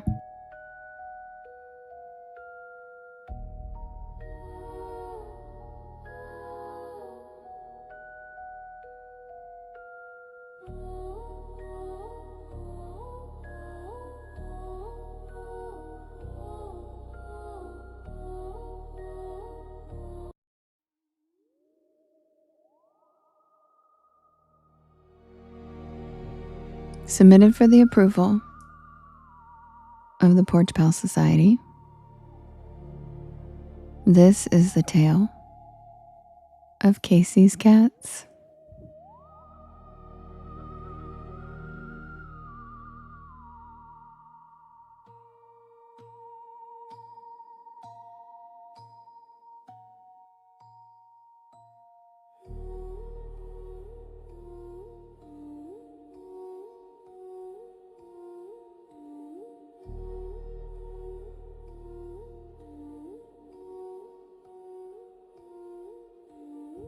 Today we're diving into one of the lesser known mysteries surrounding one of the most baffling men in American history.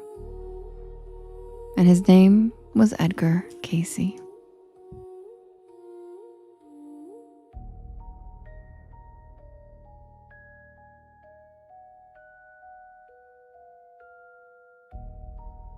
Casey was known as the sleeping prophet or the sleepy scholar.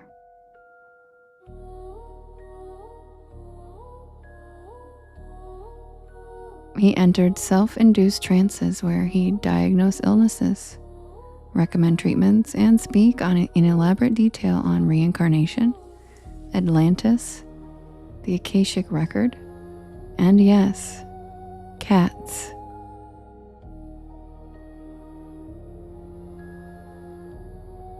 Edgar Casey believed cats were spiritual sentinels, guardians, living instruments of energy attunement. And as strange as it sounds, Casey wasn't just making it up. Thousands of readings and research were recorded, cataloged, and preserved. And woven throughout those sessions, there are reoccurring references to cats, especially their uncanny ability to pick up on human energy, vibrations, and even illness.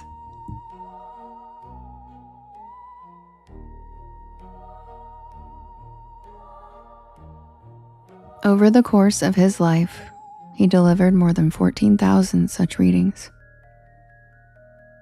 earning a reputation as one of the most prolific and respected psychics in history. But what is less commonly known is Casey's deep fascination with the natural world, especially animals, and the subtle energetic forces that govern life.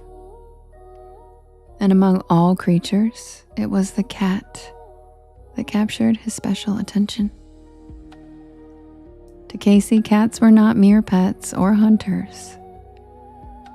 They were highly sensitive beings, finely attuned to vibrations and energies that are invisible to the human eye and imperceptible to the human mind.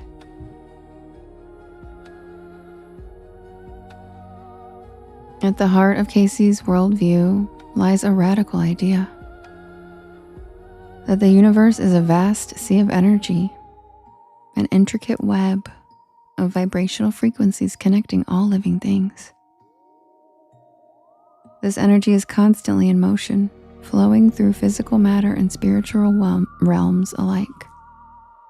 Every thought, every emotion, and health condition all generates its own unique vibration. Thank you, Echo. Even our bodies emit these subtle energy signatures, often shifting in response to internal or external categories. Casey believed that understanding this energetic landscape is crucial to grasping the true nature of health, consciousness, and the mysteries of life itself.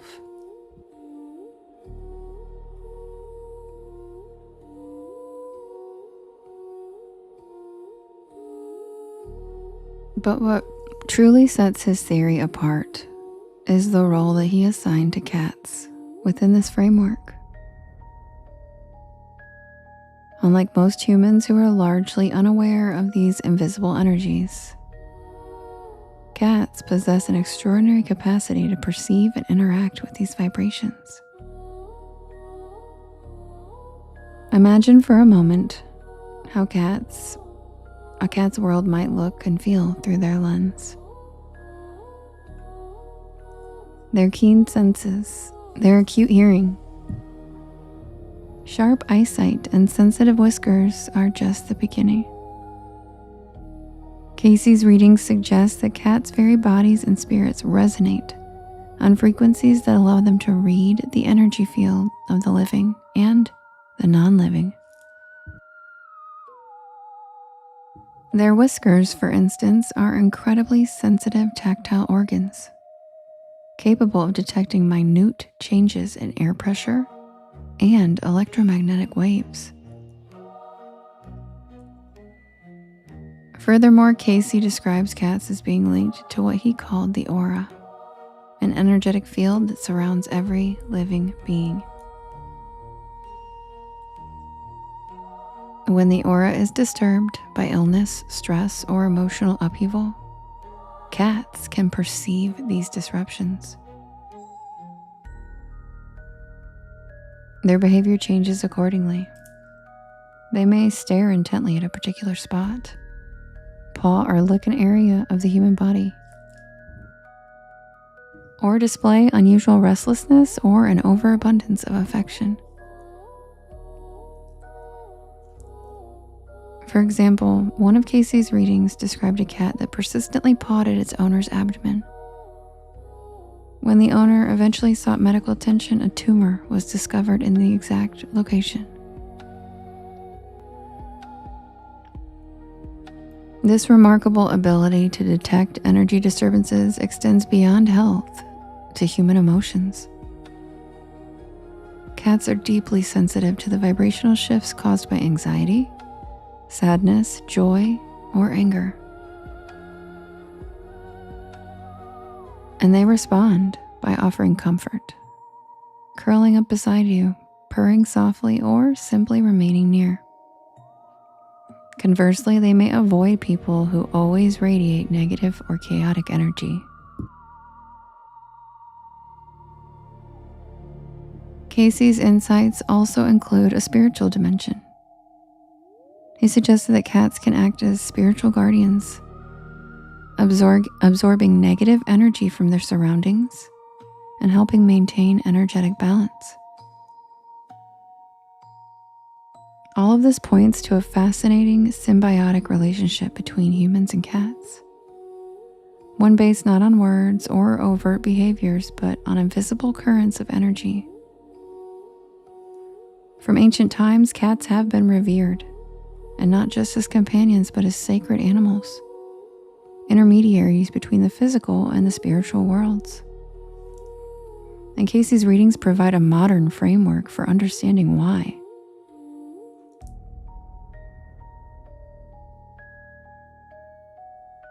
Casey's descriptions emphasize that cats' ability is not limited to physical senses alone. He argues that their spiritual nature enhances their perceptive faculties, allowing them to connect with energy on a higher level. For instance, Casey described how cats often appear to watch invisible entities that humans can't perceive. And this behavior has long fueled folklore about cats seeing spirits or otherworldly entities. But rather than nonsense or superstition, these behaviors may reflect their interaction with subtle energy shifts in electromagnetic fields, residual trauma, or presence of a non-physical entity. Understanding Casey's theories helps us make sense of these mysteries in a scientific way, and invites us to reconsider our relationship with cats, because they're not just pets or hunters. They are energetic beings, connected to us through invisible vibrations and a shared life force. As we deepen our understanding of energy and vibration and consciousness, the mysterious power of cats may move from folklore into the realm of scientific possibility.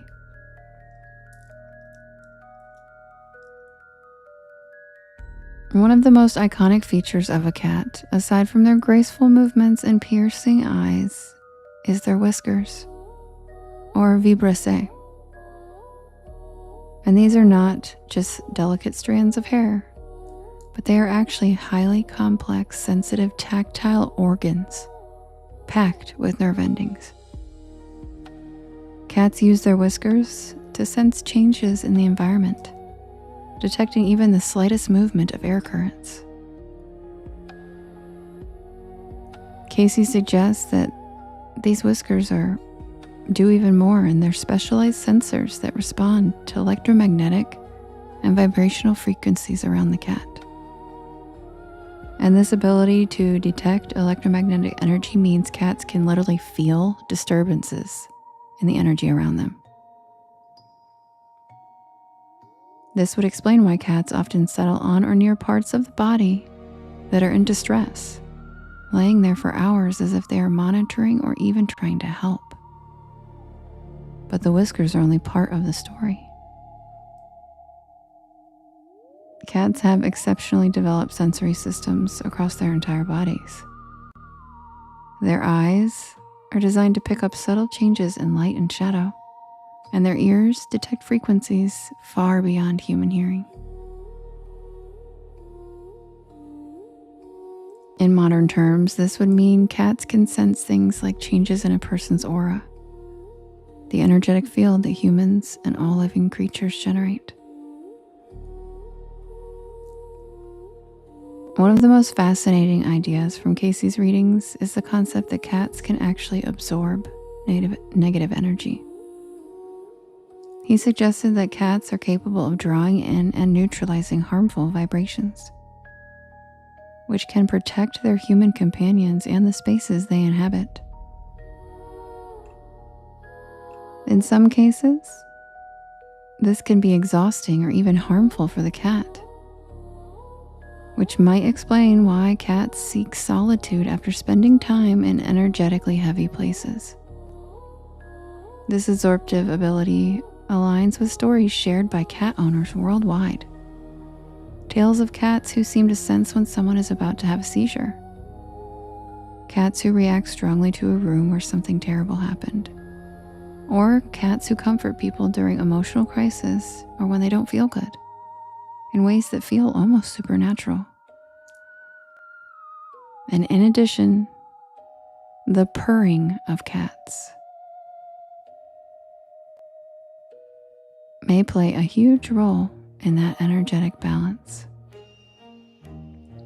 Cats purr at frequencies between 25 and 150 hertz, which has been shown to promote tissue regeneration and reduce inflammation. Casey suggested that this vibration could also affect the energetic body, helping to soothe disturbed energy patterns and promote healing. The more we explore these layers, the physical, the neurological, and the spiritual, it becomes clear that cats are remarkable creatures, bridging the world between humans that we only get to glimpse occasionally. They really are magical, Spiker Mom. Their anatomy supports their sensitivity to energy, but it is their spirit that truly connects them to the unseen currents of life. Cats embody this in a way that humans can rarely match, making them powerful allies in navigating the unseen dimensions of health and consciousness.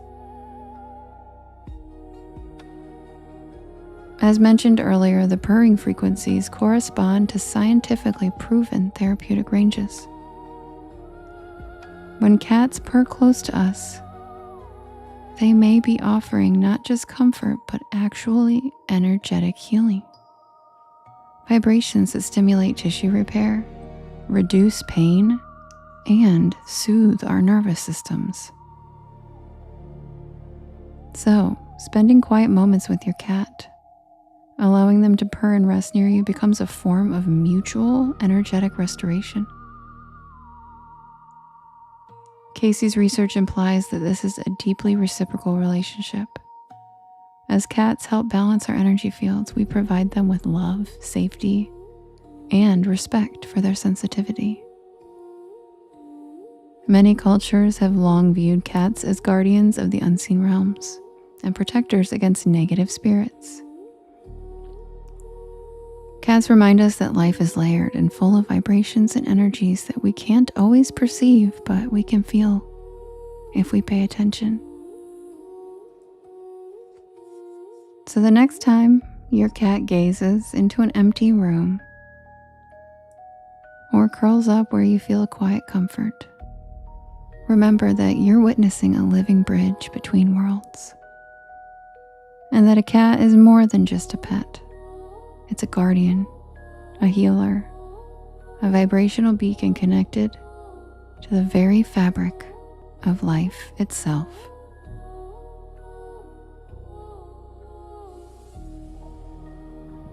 And that's the tale of Casey's cats.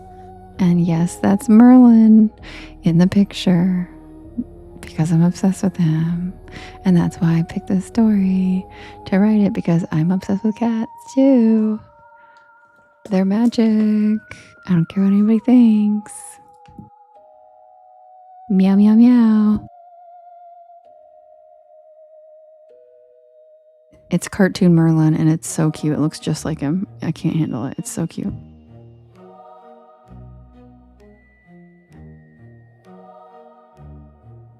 Yeah, Angela. Meow, meow, meow. The meow, meow, meow was for the kitty stickers. Meow, meow, meow. Me too, Lorna. That's why these unexplained stories are stuff like this. Stuff that I actually believe that is actually scientific, but is still considered unexplained and is still not accepted. Like Tesla and the crystals, where crystals literally power our cell phones, but people still won't accept that they're energy, right? So this is the same thing. So that's what the whole unexplained series is a kind of dive into stuff like this. And I'll tell you right now, I've had cats my entire life, and I can 100% confirm what he said. There is no way he's wrong. He figured it out. He's correct. And he put words into something that all cat owners have experienced forever. And Robin, I mentioned ley lines. By the way, I forgot to mention, this is actually, all of the ones I read are shortened versions for the live. So if you want to hear the rest of it, it's on my YT channel. And same with the Tesla one. The Tesla story mentions ley lines.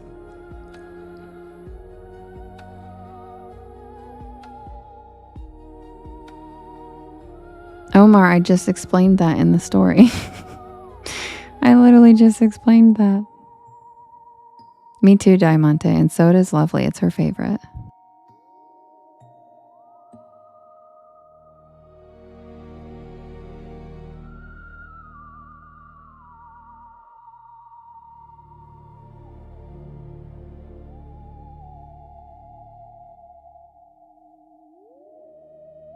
Yes, Mace, that's a cartoon version of Merlin. It's a cartoon version of my kitty. It sure is.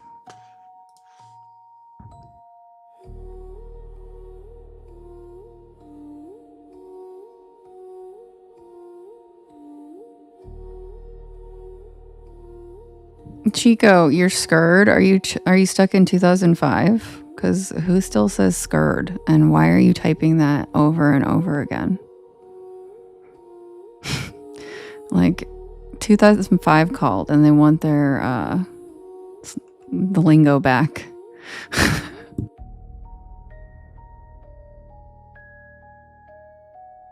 Like I literally haven't heard anybody say scared since Nelly. Like seriously, bro.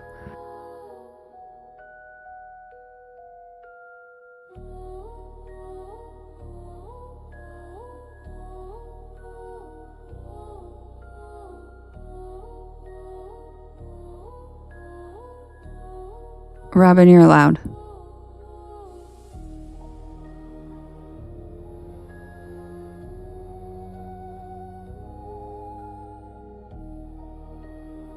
Robin, you're allowed to do whatever you want.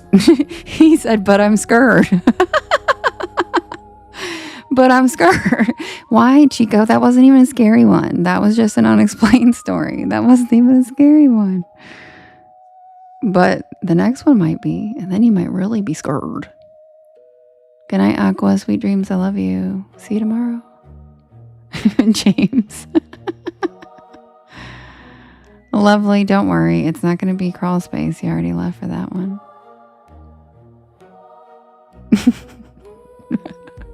Kim. Okay, guys. I'm going to set up the poll to vote on the next story. And then we can vote. And if you are new here, welcome in. Welcome to the porch. My name is Devin, and this is Porch Lore. And I tell spooky bedtime stories to help you relax your nervous system and fall asleep. And I'm here every single night at 10 p.m. Eastern Standard Time until about 1 in the morning.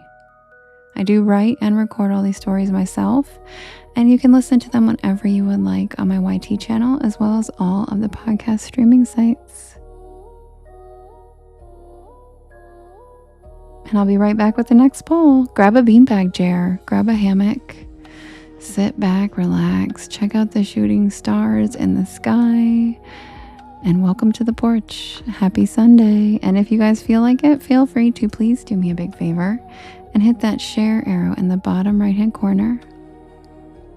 There's a yellow circle with 2 arrows chasing each other that says repost. And that puts my live into your friends' FYPs, and it helps us grow this beautiful porch.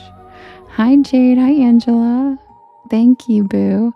And hi, Space Elevator. Yes, thank you guys for reposting, and thank you for sharing in your stories and sharing to your friends. It helps so much. And thank you to everybody tapping this evening, too. I'll be right back.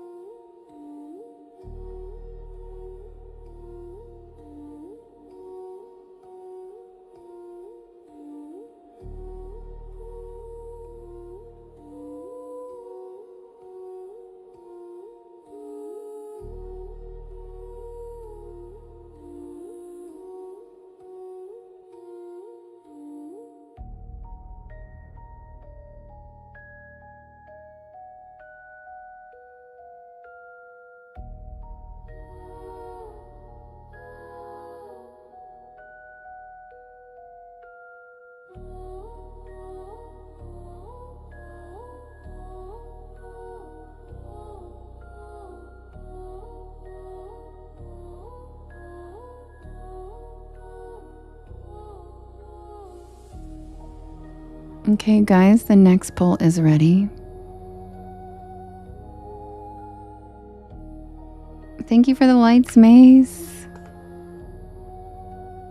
Echo, thank you for the cozy cryptids, guys. All right, the next poll is ready. We have the door in the water versus, oh, it's under review. It's not going to let me. Door in the water versus Spearfinger versus Puckwudgies versus the Lake Worth monster versus the Ancestor's Curse. But it's under review, so we just have to wait 1 minute. And then, sometimes it randomly does that, and I have no idea why. It hasn't done it in a while. It's usually like a word in one of the names of the titles it doesn't like, so it's probably like Spearfinger. Because it didn't like Boo Hag. Every time I put Boo Hag in the poll, it would be under review. So I don't think it probably likes the word Spearfinger. Oh, really, Elle? Oh, okay. Here, guys, we have a heartfelt request if you guys want to help vote for her favorite. Matt, really? Why?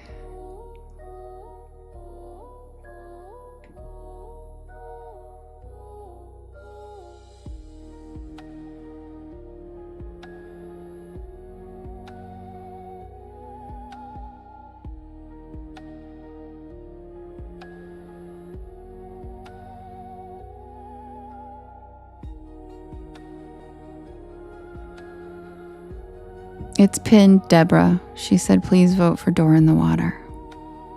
She's been voting for days. Thank you, Kat. Oh, that's okay, Deborah. Don't be sorry. I miss the pinned comments all the time. Ask my mods. It's still pending. I just have to wait, Anna. Oh, yep, it's still pending. Wow. It usually doesn't take this long. Yep, it's still under review. So annoying. One time I did this and I had to redo the whole poll. So if that happens, we might have to do that.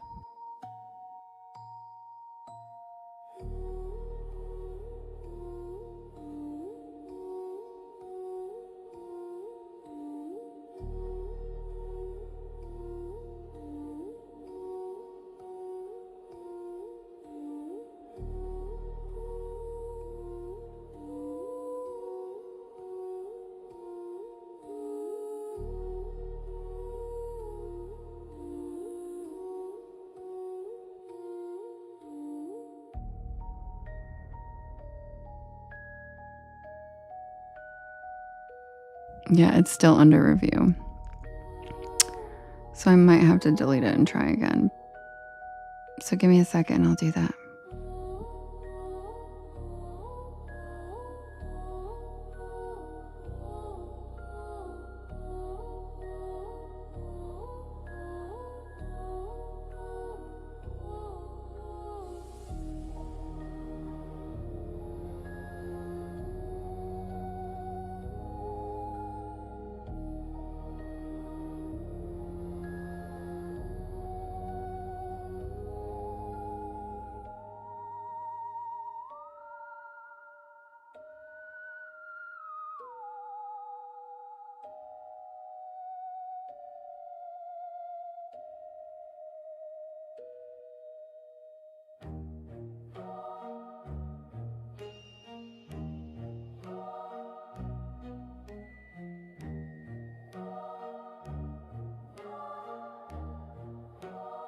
Oh my god, it's still under review.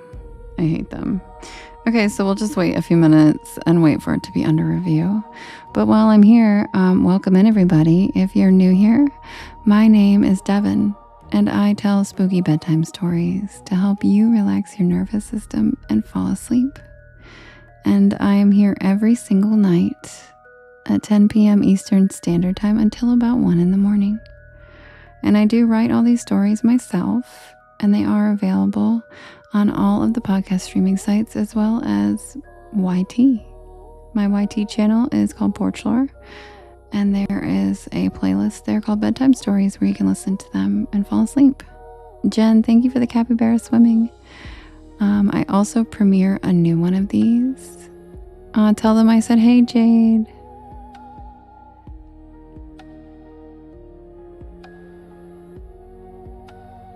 And on Mondays,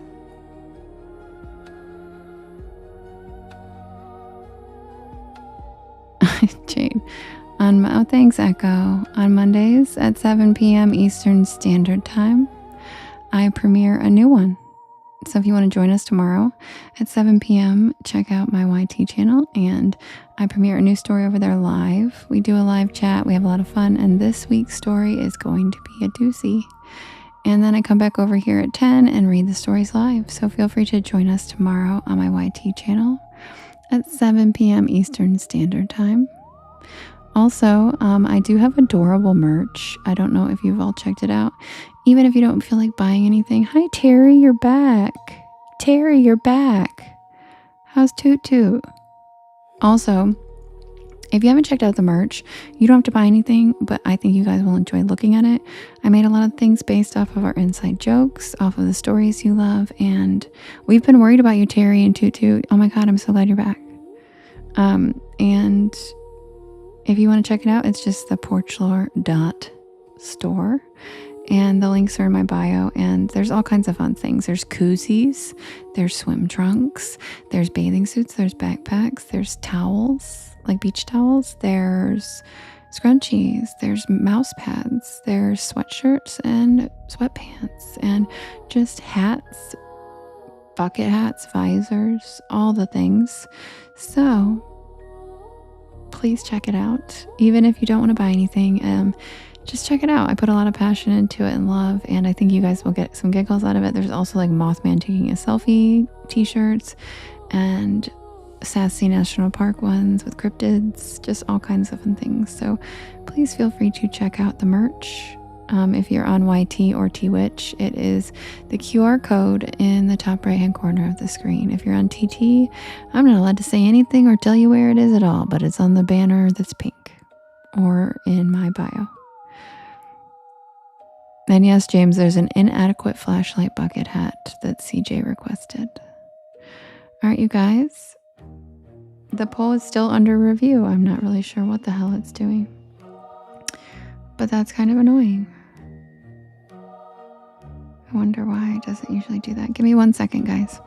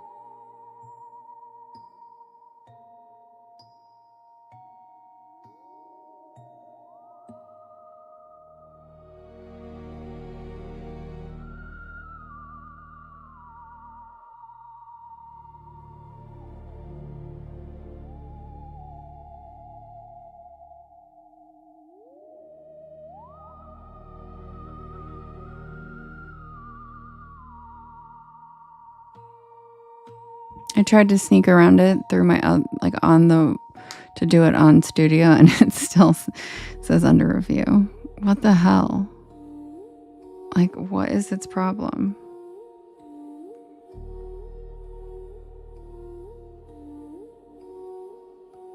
Like, come on, you can do it.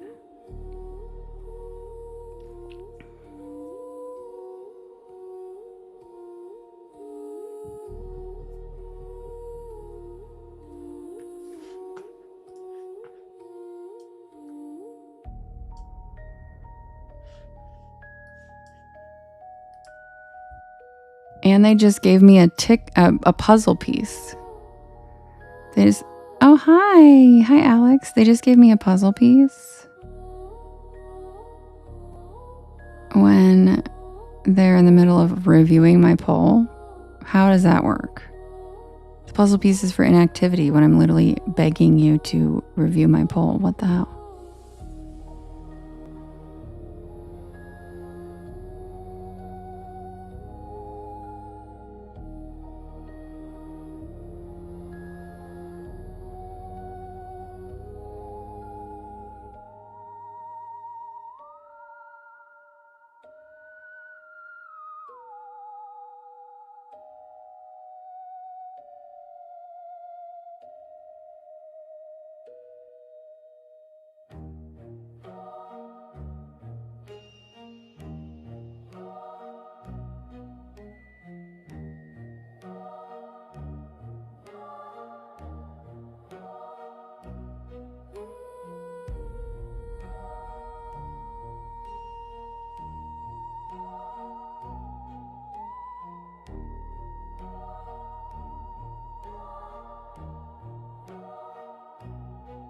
Thank you, Kathy, for the cozy cryptids. Kimchi, thank you for the adorable capybara swimming.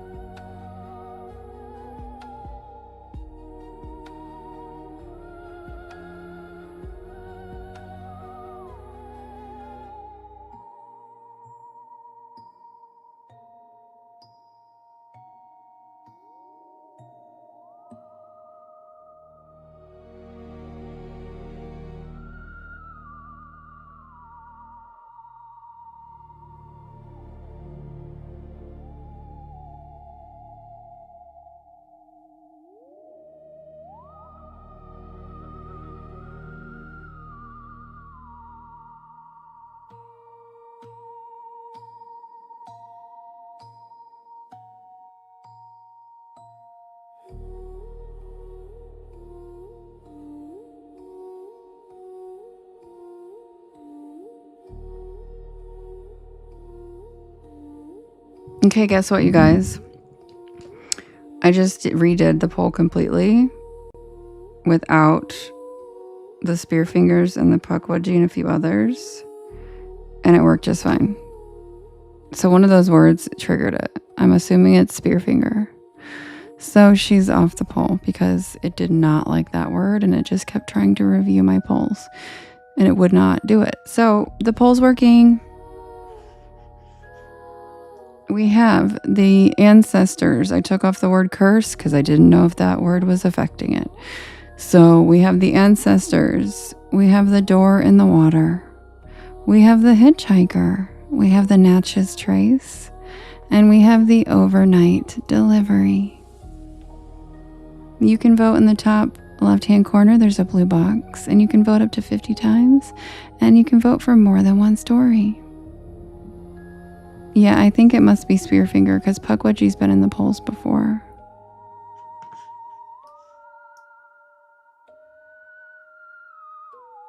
must be spear finger. I don't know.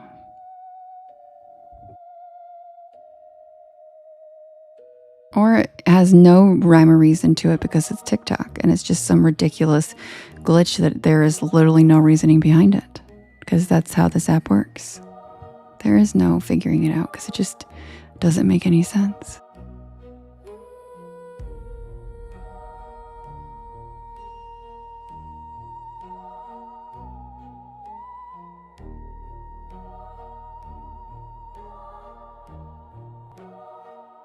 Oh, Pippa, that's because of the stupid pink banner. You just have to wait for that banner to disappear. Now you can try it. This app, I'm telling you guys. And those of you who are joining me on YT and Twitch, you don't have to worry about it because those work just fine, but you can't vote. So I'm sorry. I don't know how to do polls over there yet, but I will figure it out.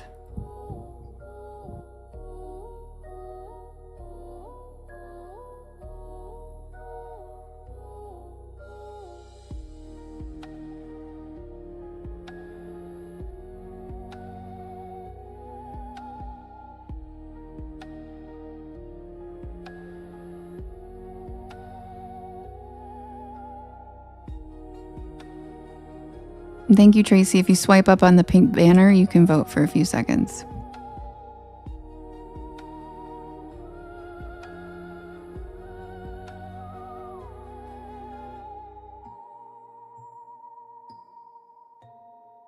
Pippa, swipe up on the banner and you can get the box. See, there you go. I hate this app. It does it all the time. It does it to everybody.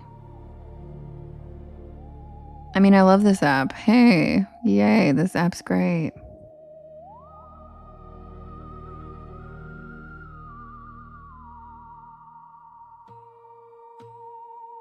And the winner is, which surprises me a little bit, the winner is the ancestors.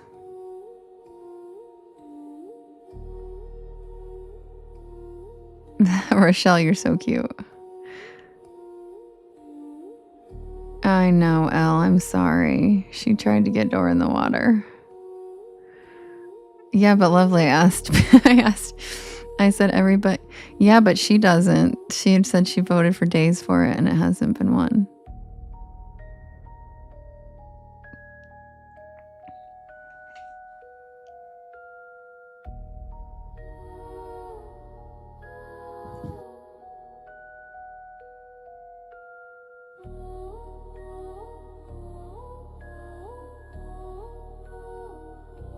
Oh, Bisbee, you're okay.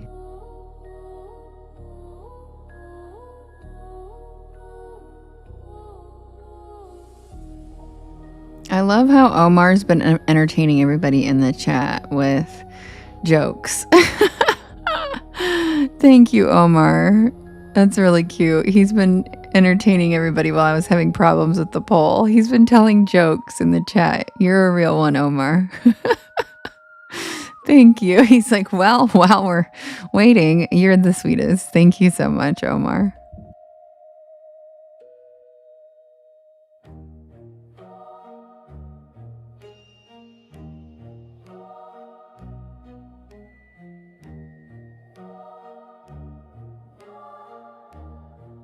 Thank you, Viola. All right, I'll be right back. They've been like dad jokes. I love dad jokes. They're the best. I'll be right back with the tale of the ancestors.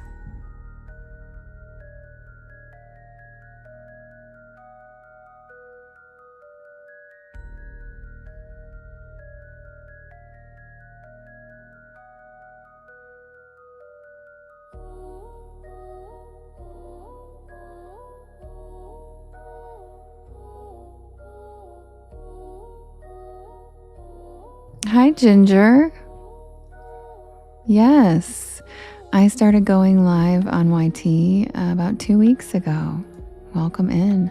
I read my stories live from 10 p.m. Eastern Standard Time until about 1 in the morning, but I usually go over just a little bit. So welcome in, Ginger. I'm glad you're here. I'm Devin. And this is Porch Lore.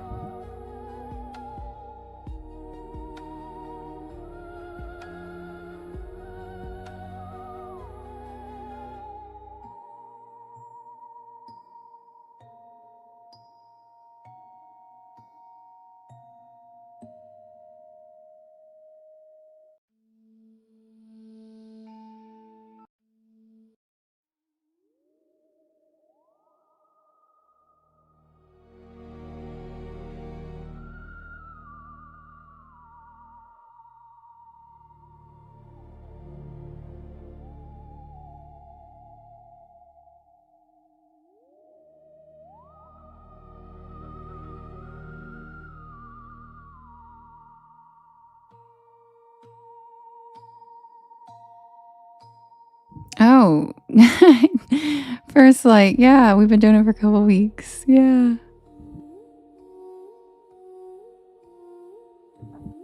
And on T-Witch.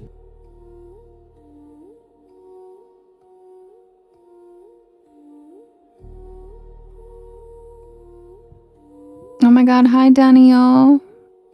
Daniel. Hi Daniel. I miss you. I love you.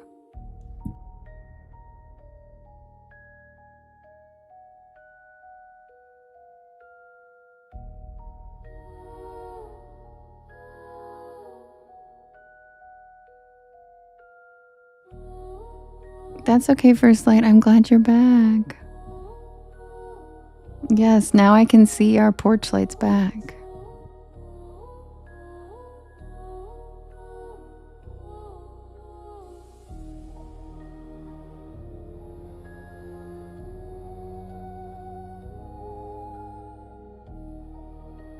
Thank you, Eric, and congrats on leveling up.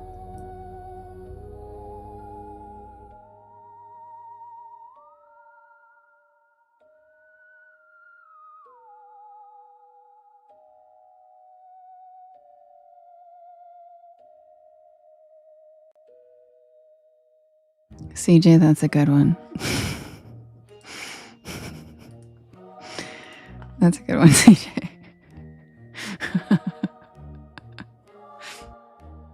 For those of you on YT and T-Witch, CJ just made a joke and said, I found a book called How to Solve 50% of Your Problems, and I bought 2.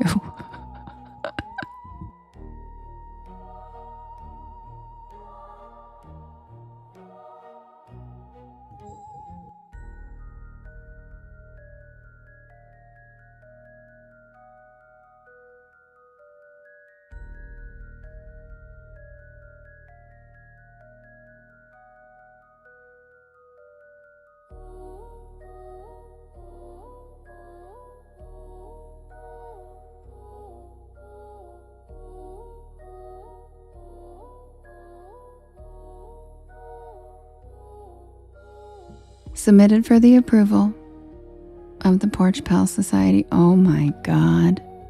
Michelle. What was that? Oh my god.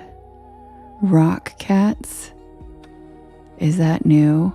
That is so cute. It was a cat band. It was a kitty band. Oh my god. God, I love it. What's his face in it? Was Blitzy in it? Was that Blitzy and his band? Oh my god. They were jamming, Lily. Lily said cats be jamming. I love you guys. You guys are the funniest. You guys are the funniest. And Lily, you got your story. You got your story.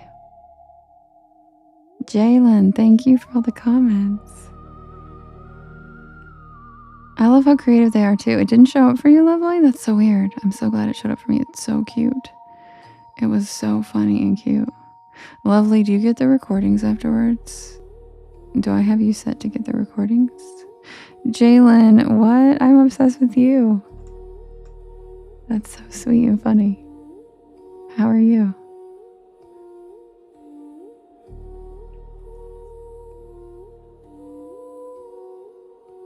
Which one? Spooky Cabins.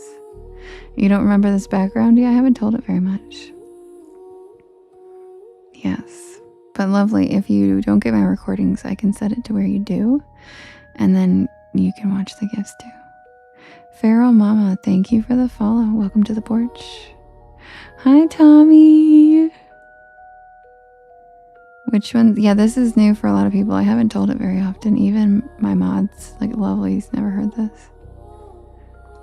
What'd you say? I don't think I do. Haven't seen it show. Okay, I'll check because I can change it to where you do.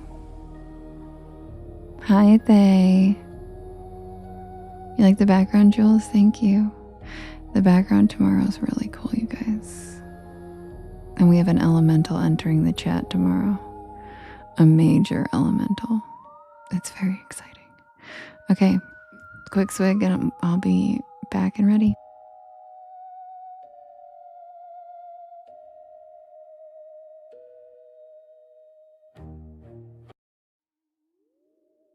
That cat gift was so cute, it just threw me off. I loved it so much. Worth it. Thank you, Michelle. It was so amazing.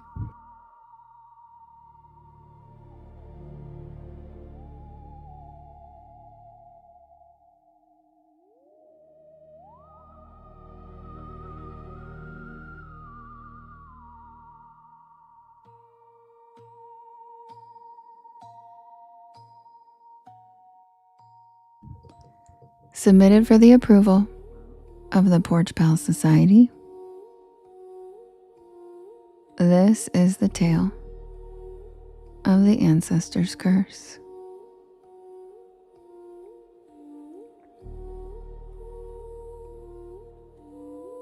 For years, I've been digging into my family tree. Turns out, you might not want to dig too deep.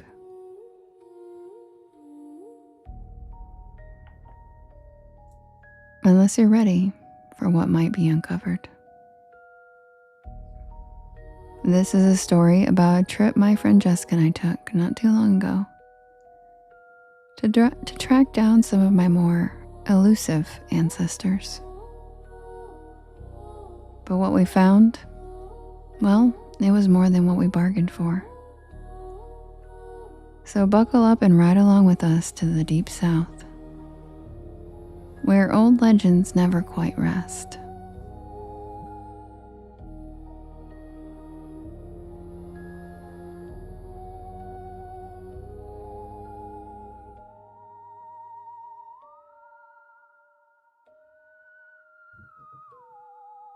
I'd been tracing my family's history for nearly 5 years. What started as a simple free trial of an ancestry site grew into something much deeper and much more extensive than anyone in my family ever expected. You see, my family isn't your run-of-the-mill clan. We've got Mayflower passengers, Jamestown founders, Salem witches, and even folks like Wild Bill Hickok mixed in. And yes, even the famous Clan Fraser and Clan Mackenzie of Scotland. It's actually really wild, and admittedly it sounds made up. But literally every branch of my family tree is dripping with history and, well, mystery. Yes, that's true, lovely. This is true.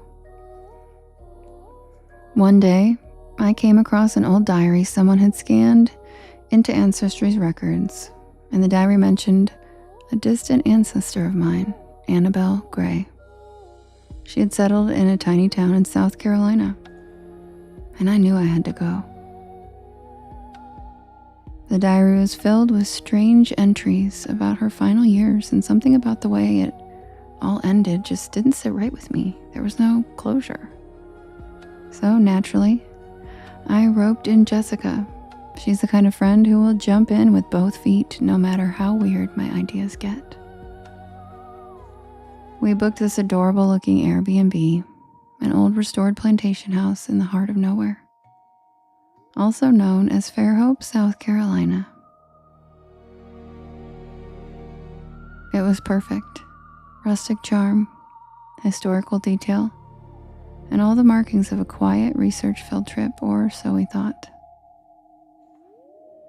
Fairhope was, well, I don't want to be rude, but it's the kind of small town where the gas station is also the grocery store.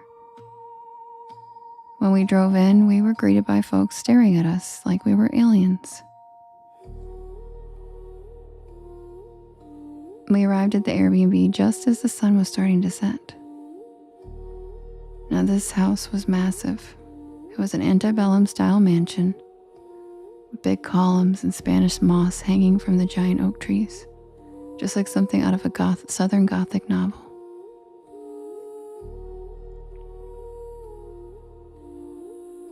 It looked inviting,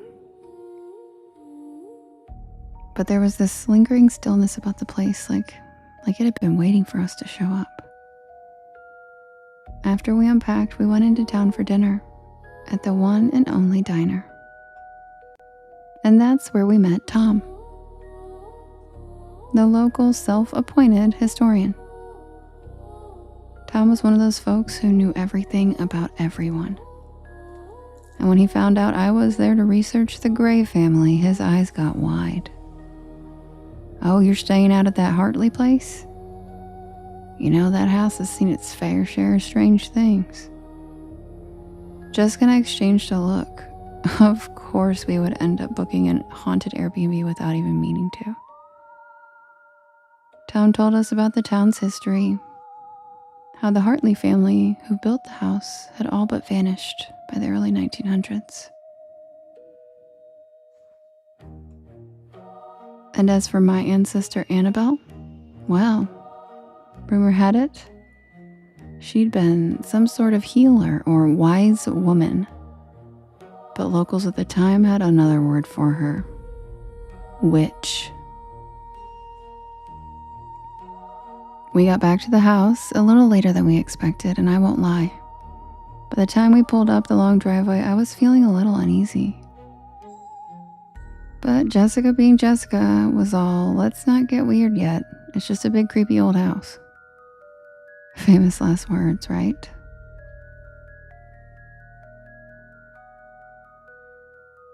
The first night, nothing too wild happened, just a few creaks and groans, and that's to be expected in an old house. So I just chalked it up to settling wood and wind.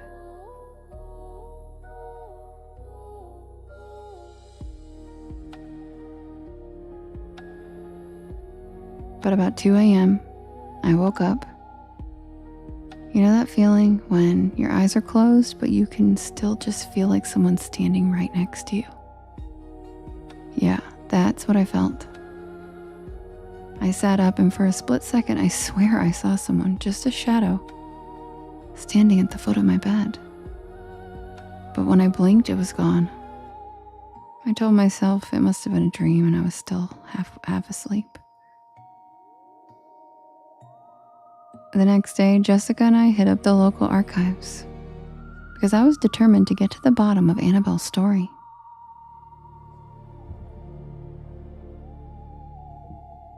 So this archive was straight out of an old movie.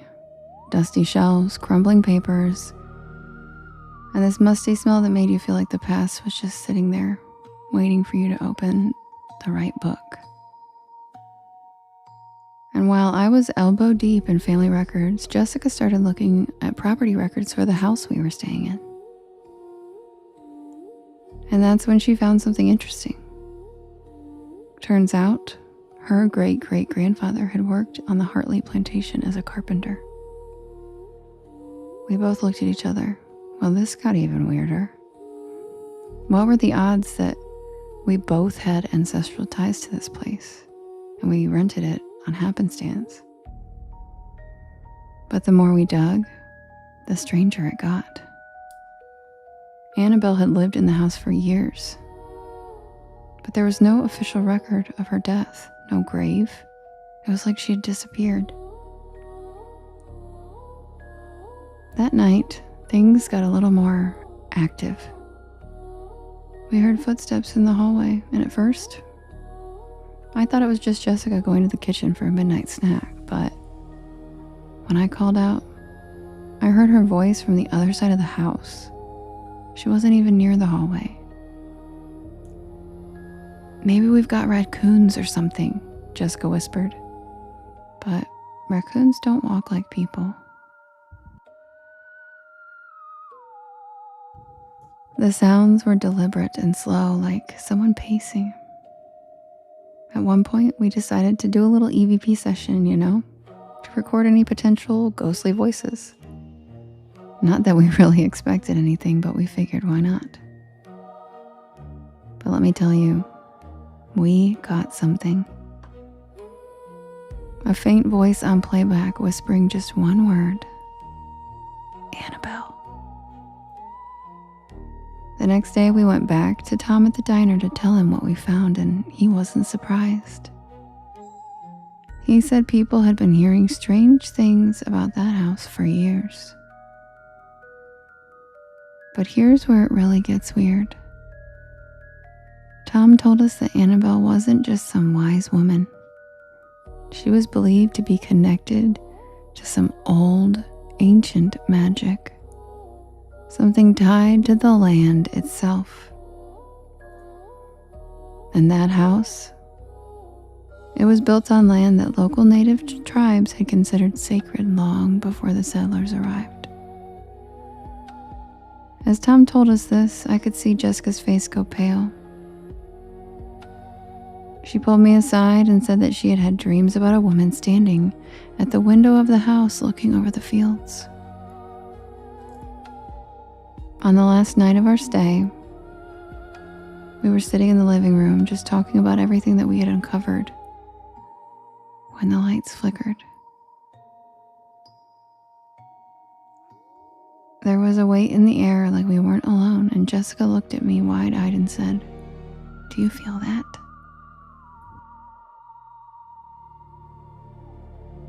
Suddenly the footsteps started again, but this time they were louder, closer. And then the temperature in the room dropped. Jessica and I stood up, frozen, as a figure appeared at the end of the hallway. It was just a shadow at first, but then it was her, Annabelle. She didn't say anything, but I knew it was her. She just stood there, looking at us. And then just as quickly as she appeared, she was gone.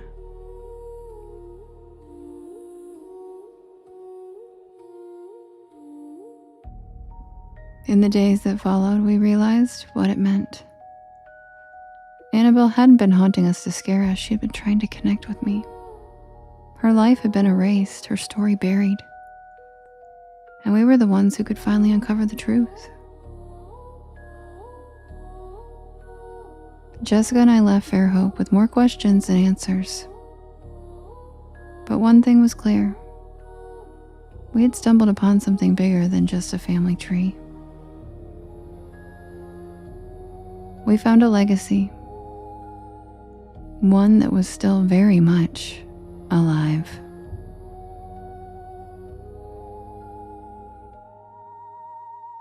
And that's the tale of the ancestors.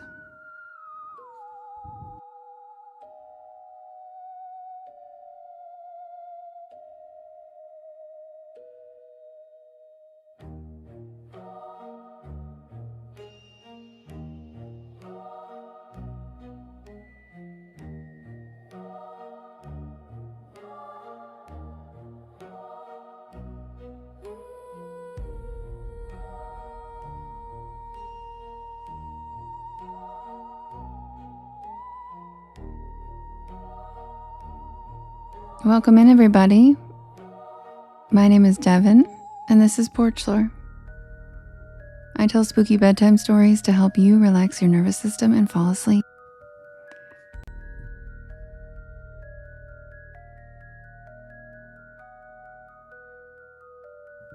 I am here every night at 10 p.m. Eastern Standard Time until about 1 in the morning. I do write and record all these stories myself, and they are available on my YT channel, as well as all of the podcast streaming sites. I also will be premiering a new story tomorrow, Monday, at 7 p.m. Eastern Standard Time live on my YT channel if you want to join us over there. We do a premiere. It's really fun.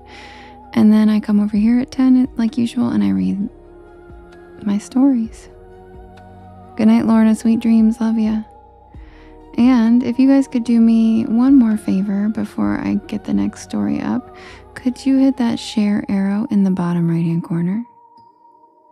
And there's a little yellow circle with 2 arrows chasing each other. If you've already done it, you can undo it and redo it, and it's called repost. And that helps the algorithm and it helps us get pushed out to your friends' FYPs. Thank you, Lorna. Sweet dreams. And it helps us grow this beautiful porch of ours. I'm going to get the next story ready. It is grilled cheese time.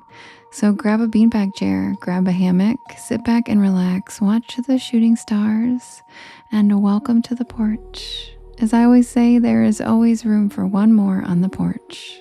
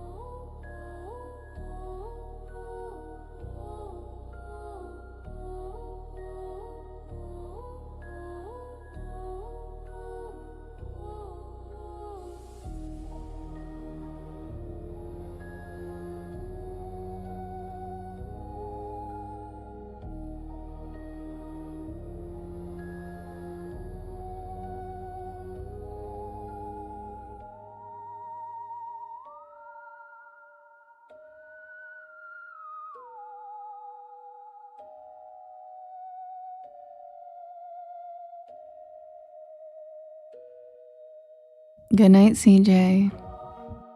Good night, Lily.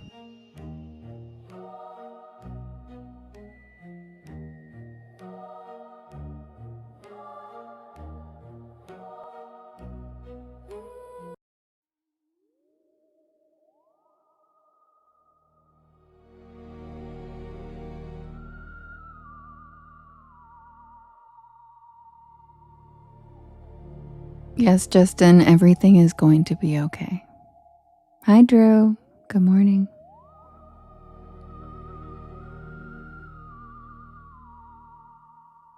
Oh, you're not the one going to sleep? Oh, whoops. Good night.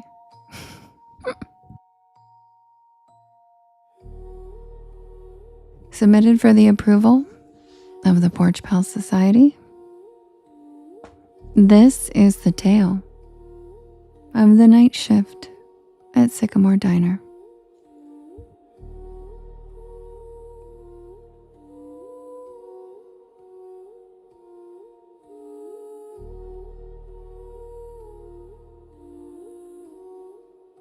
Yeah, Anna, it's grilled cheese time. You're okay, girl.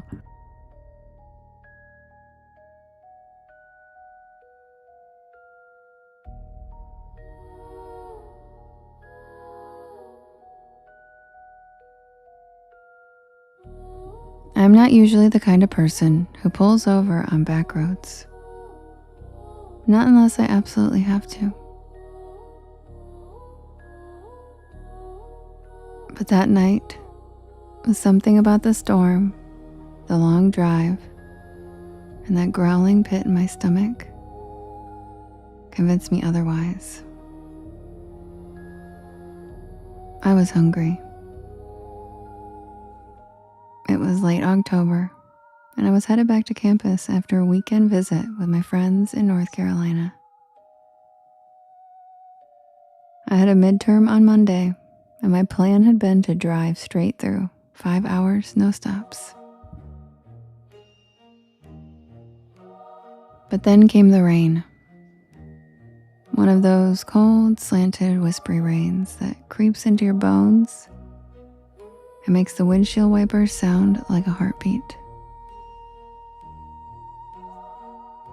I had taken the wrong exit, trying to bypass traffic, and I ended up on a 2-lane back road, surrounded by nothing but power lines and pine trees.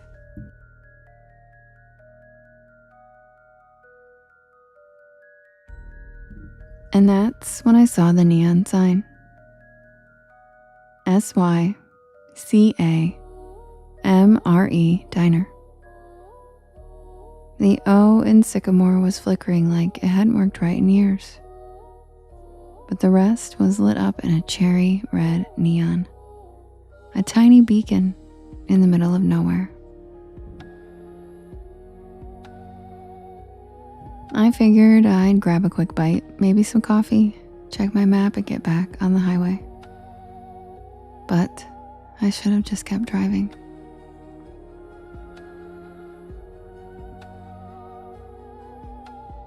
I should have known something was off the second I stepped inside.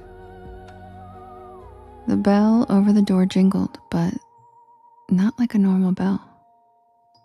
It made this sharp metallic ping that echoed longer than it should have. The air inside was warm, almost too warm, and it smelled like grilled onions and pancake syrup. The place looked like it had been yanked straight from 1957. Checkerboard floor, red vinyl booths, a long counter with spitting stools, even a jukebox in the corner that looked like it hadn't worked in decades. Hi Molly's, thank you. And the people, they all stopped and looked at me the second I walked in. And not in a rude way, just quiet. Like they weren't expecting me. Like I had walked into the middle of a sentence that no one wanted to finish. A waitress, tall, with a beehive hairdo and a light blue uniform, smiled and waved me over. "You get caught in the rain, sweetheart," she said, handing me a laminated menu. I nodded, still trying to shake off that weird feeling. Yeah, the highway's a mess. She chuckled and patted my shoulder. "Well, you're safe here. Sycamore's always open for travelers."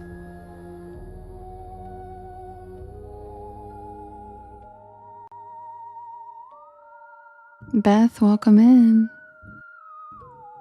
I sat down at a corner booth and the vinyl creaked. I remember the jukebox shifted songs by itself and it started playing some slow doo-wop ballad that I didn't recognize. I looked around and everyone looked normal, sort of.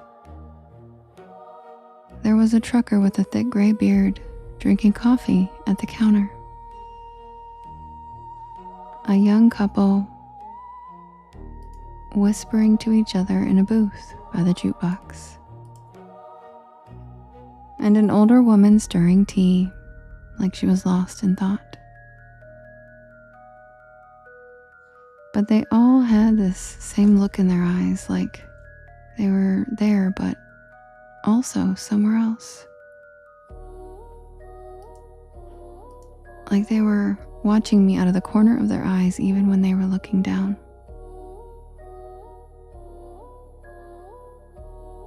The waitress came back with coffee, strong, hot, and surprisingly good.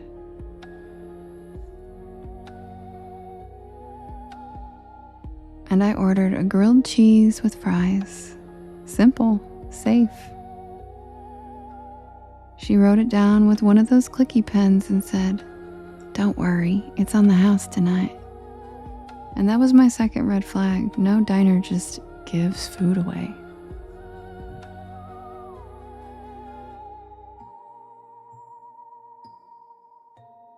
While I waited, I took out my phone to check the map. No signal. And I mean nothing. No bars, no Wi-Fi, not even GPS. Just a blank screen with a spinning wheel.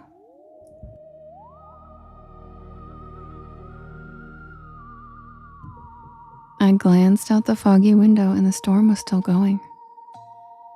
But now the wind had picked up and I could see the power lines swaying like jump ropes in the dark. But the diner stayed perfectly lit. Not even a flicker. The food came fast. Too fast, like under 5 minutes. But it looked amazing. Golden bread, gooey cheese, crispy fries with a little metal cup of ketchup on the side. I took a bite. Delicious. I mean, I've eaten at a lot of diners, greasy spoons, college joints, and roadside shacks, but this was hands down the best grilled cheese I've ever had.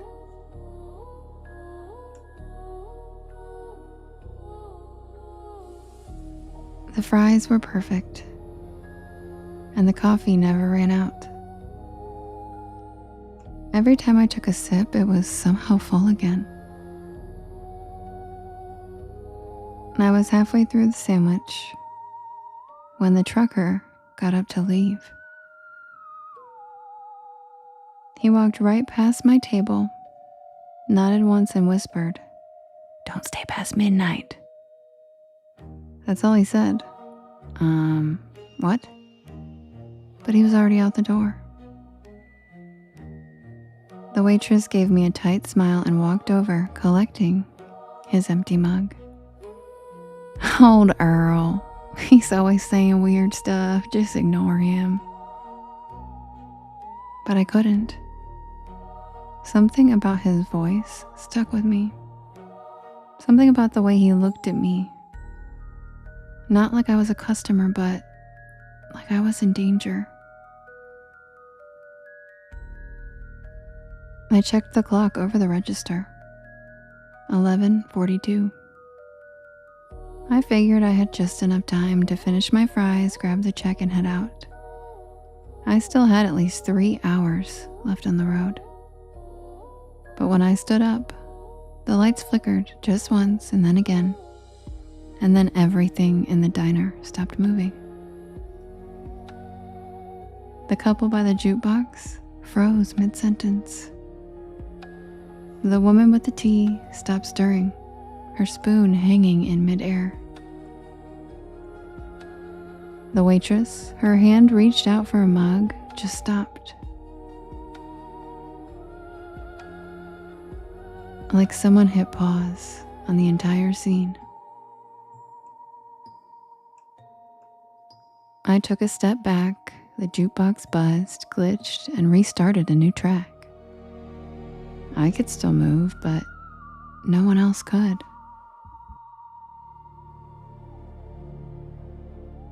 And then I heard it. Not music, not a storm, not coming from anyone I could see.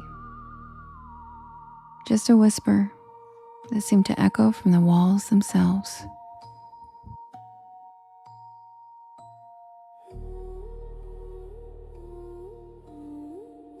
I backed toward the door, my heart hammering in my chest, and I turned the knob.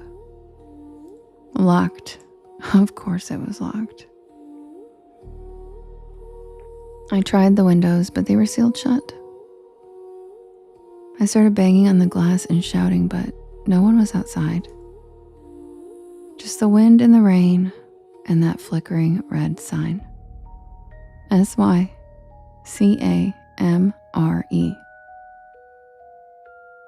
I turned back toward the dining room, and everyone was gone. Not frozen anymore, just gone. The booths were empty. No plates, no crumbs, no mugs. No sign that anyone had ever even been there. Except for my plate. Still warm and still half-eaten. And then I saw the waitress. She was standing by the kitchen doors, her silhouette backlit by flickering fluorescent light. Her face was wrong. The same smile, but her eyes were empty, black and endless, like someone had painted over them. "You shouldn't be here, honey," she said in that same cheerful voice. "Not yet." I stumbled back, knocking over a chair as she took one slow step toward me. "The others, they were waiting, but you just wandered in."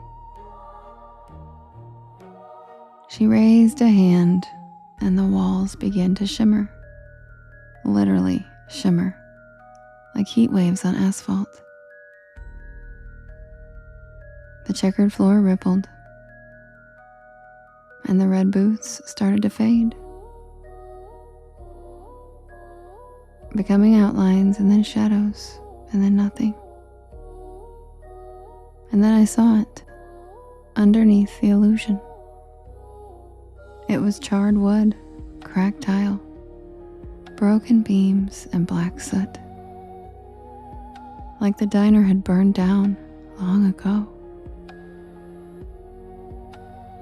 I ran. I don't even remember how I got out. One second I was inside, and the next I was on the side of the road, soaked to the bone and gasping for air. My car was still there, parked on gravel that didn't even look like a lot anymore. Just weeds and puddles. No neon sign, no glowing windows, just nothing. I drove back to campus that night in silence. No music, no Porch Lore podcast. I kept glancing in the rearview mirror, half expecting to see that red neon flicker back to life.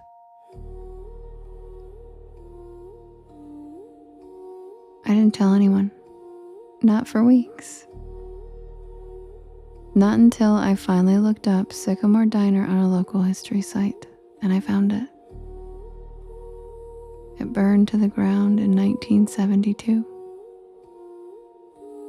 A gas leak. The whole place went up at midnight. And everyone inside was killed. 5 patrons, a waitress, and a cook. The photo in the article? The same checkerboard floor, the same red booths, the same neon sign. SYCAMORE.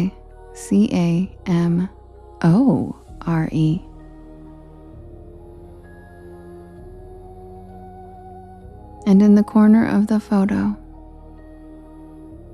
that same waitress, smiling.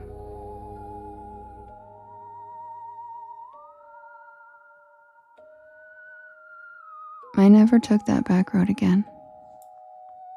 I don't even drive at night anymore if I can help it. And every time I see a neon diner sign, something in me flinches just a little. Because I know I was there. And I know I wasn't supposed to be. But the part that keeps me up sometimes, the part that really makes my stomach turn, that was the best damn grilled cheese I've ever had. And I didn't even pay for it. And that's the tale of the night shift at Sycamore Diner. And yes, Anna, those who have explained it, they are correct. She says you aren't supposed to be here, not yet. It's purgatory. And I'm not dead, so I'm not supposed to be there with all of them. They're all dead. And she's saying she doesn't know how I crossed over into their their plane, but I'm not supposed to be there. And that's why he told me to leave before midnight, because that's when the place blew up. And they relive it every night, and I somehow snuck in on it.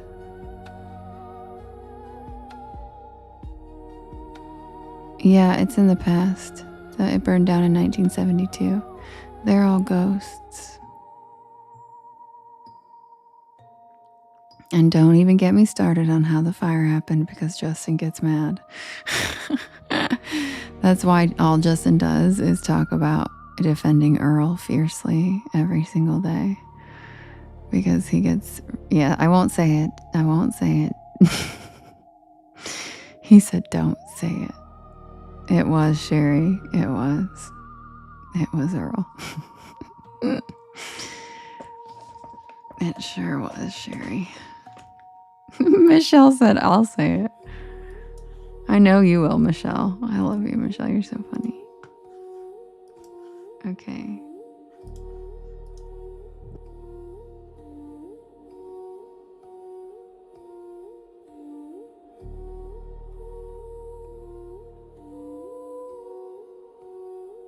All right. And with that, I will say goodnight, guys. I love you guys. I love spending my evenings with you. I cannot wait for you guys to hear my new story tomorrow. It is twice as long as usual. You guys did ask for a long story, so I am going to deliver, and we are going to add a longer one to the stories. There are already a few that are long, but this one's going to be a long one too. Good night, Michelle. Good night, Angela. Good night, Sherry. I love you guys. Good night, Justin. Good night, Draconis. Good night, Misbehaven. Good night, James. Good night, Beefy. Good night, Carmen. Good night, Trisha. Good night, Jess and Diamante, Shy and Echo. All right, you guys, I love you so much. I hope you guys have a wonderful Memorial Day tomorrow. Don't forget to remember those that we have lost in the line of duty and serving our country. I myself lost the guy I went to prom and homecoming with, and my best friend my best guy friend in high school. His name was Sean Braces. So just wanted to say his name out loud again. He was killed by a sniper in Afghanistan when him and his soldier of a dog were sniffing out IUDs. He ended up saving 40 people's lives and sacrificed his own. So this goes out to you, Sean. Still love you. Being your high school sweetie was an honor. And remember those that gave their lives. Even though it's a fun day, don't forget that it is, he was an absolute hero. And he also was the one that, of course, worked with the dog. And guess what? The dog laid beside his body for 48 hours in the middle of the Afghanistan desert, would not leave his side until they came to collect his body. It was just really tragic. Yeah. And when they found the dog was almost almost died of dehydration. So the dog was okay, but yeah. So don't forget what we're remembering on Memorial Day, and just take a moment. We don't deserve dogs. We really don't.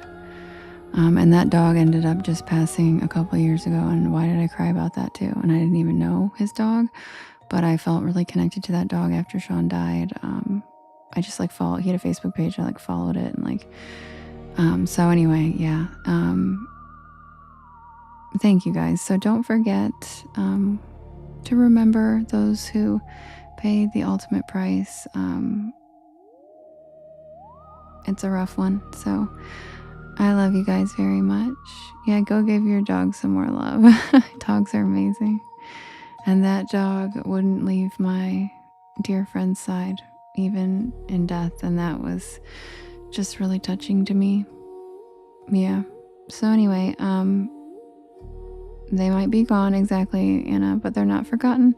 So don't forget that tomorrow while you guys are grilling out and enjoying brats and whatever people who aren't German eat on Memorial Day.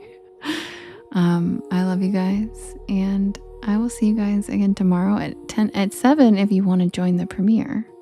And if you don't want to join the premiere, I will see you guys at 10 p.m. Eastern Standard Time. Same place, same time, on the porch. Get some good sleep. And if you can't fall asleep, check out my YT channel where I have a playlist that will help you fall asleep by story 2. And I will see you guys tomorrow. I hope you guys have wonderful sleep. And don't forget, stay spooky.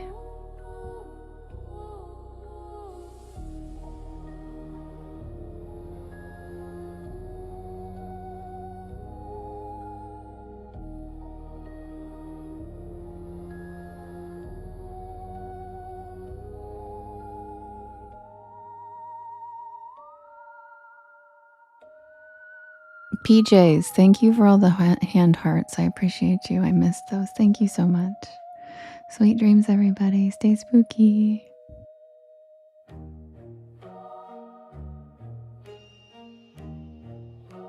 Good night, Venus. You're in the story tomorrow, FYI. And so is Lady Rose. Good night.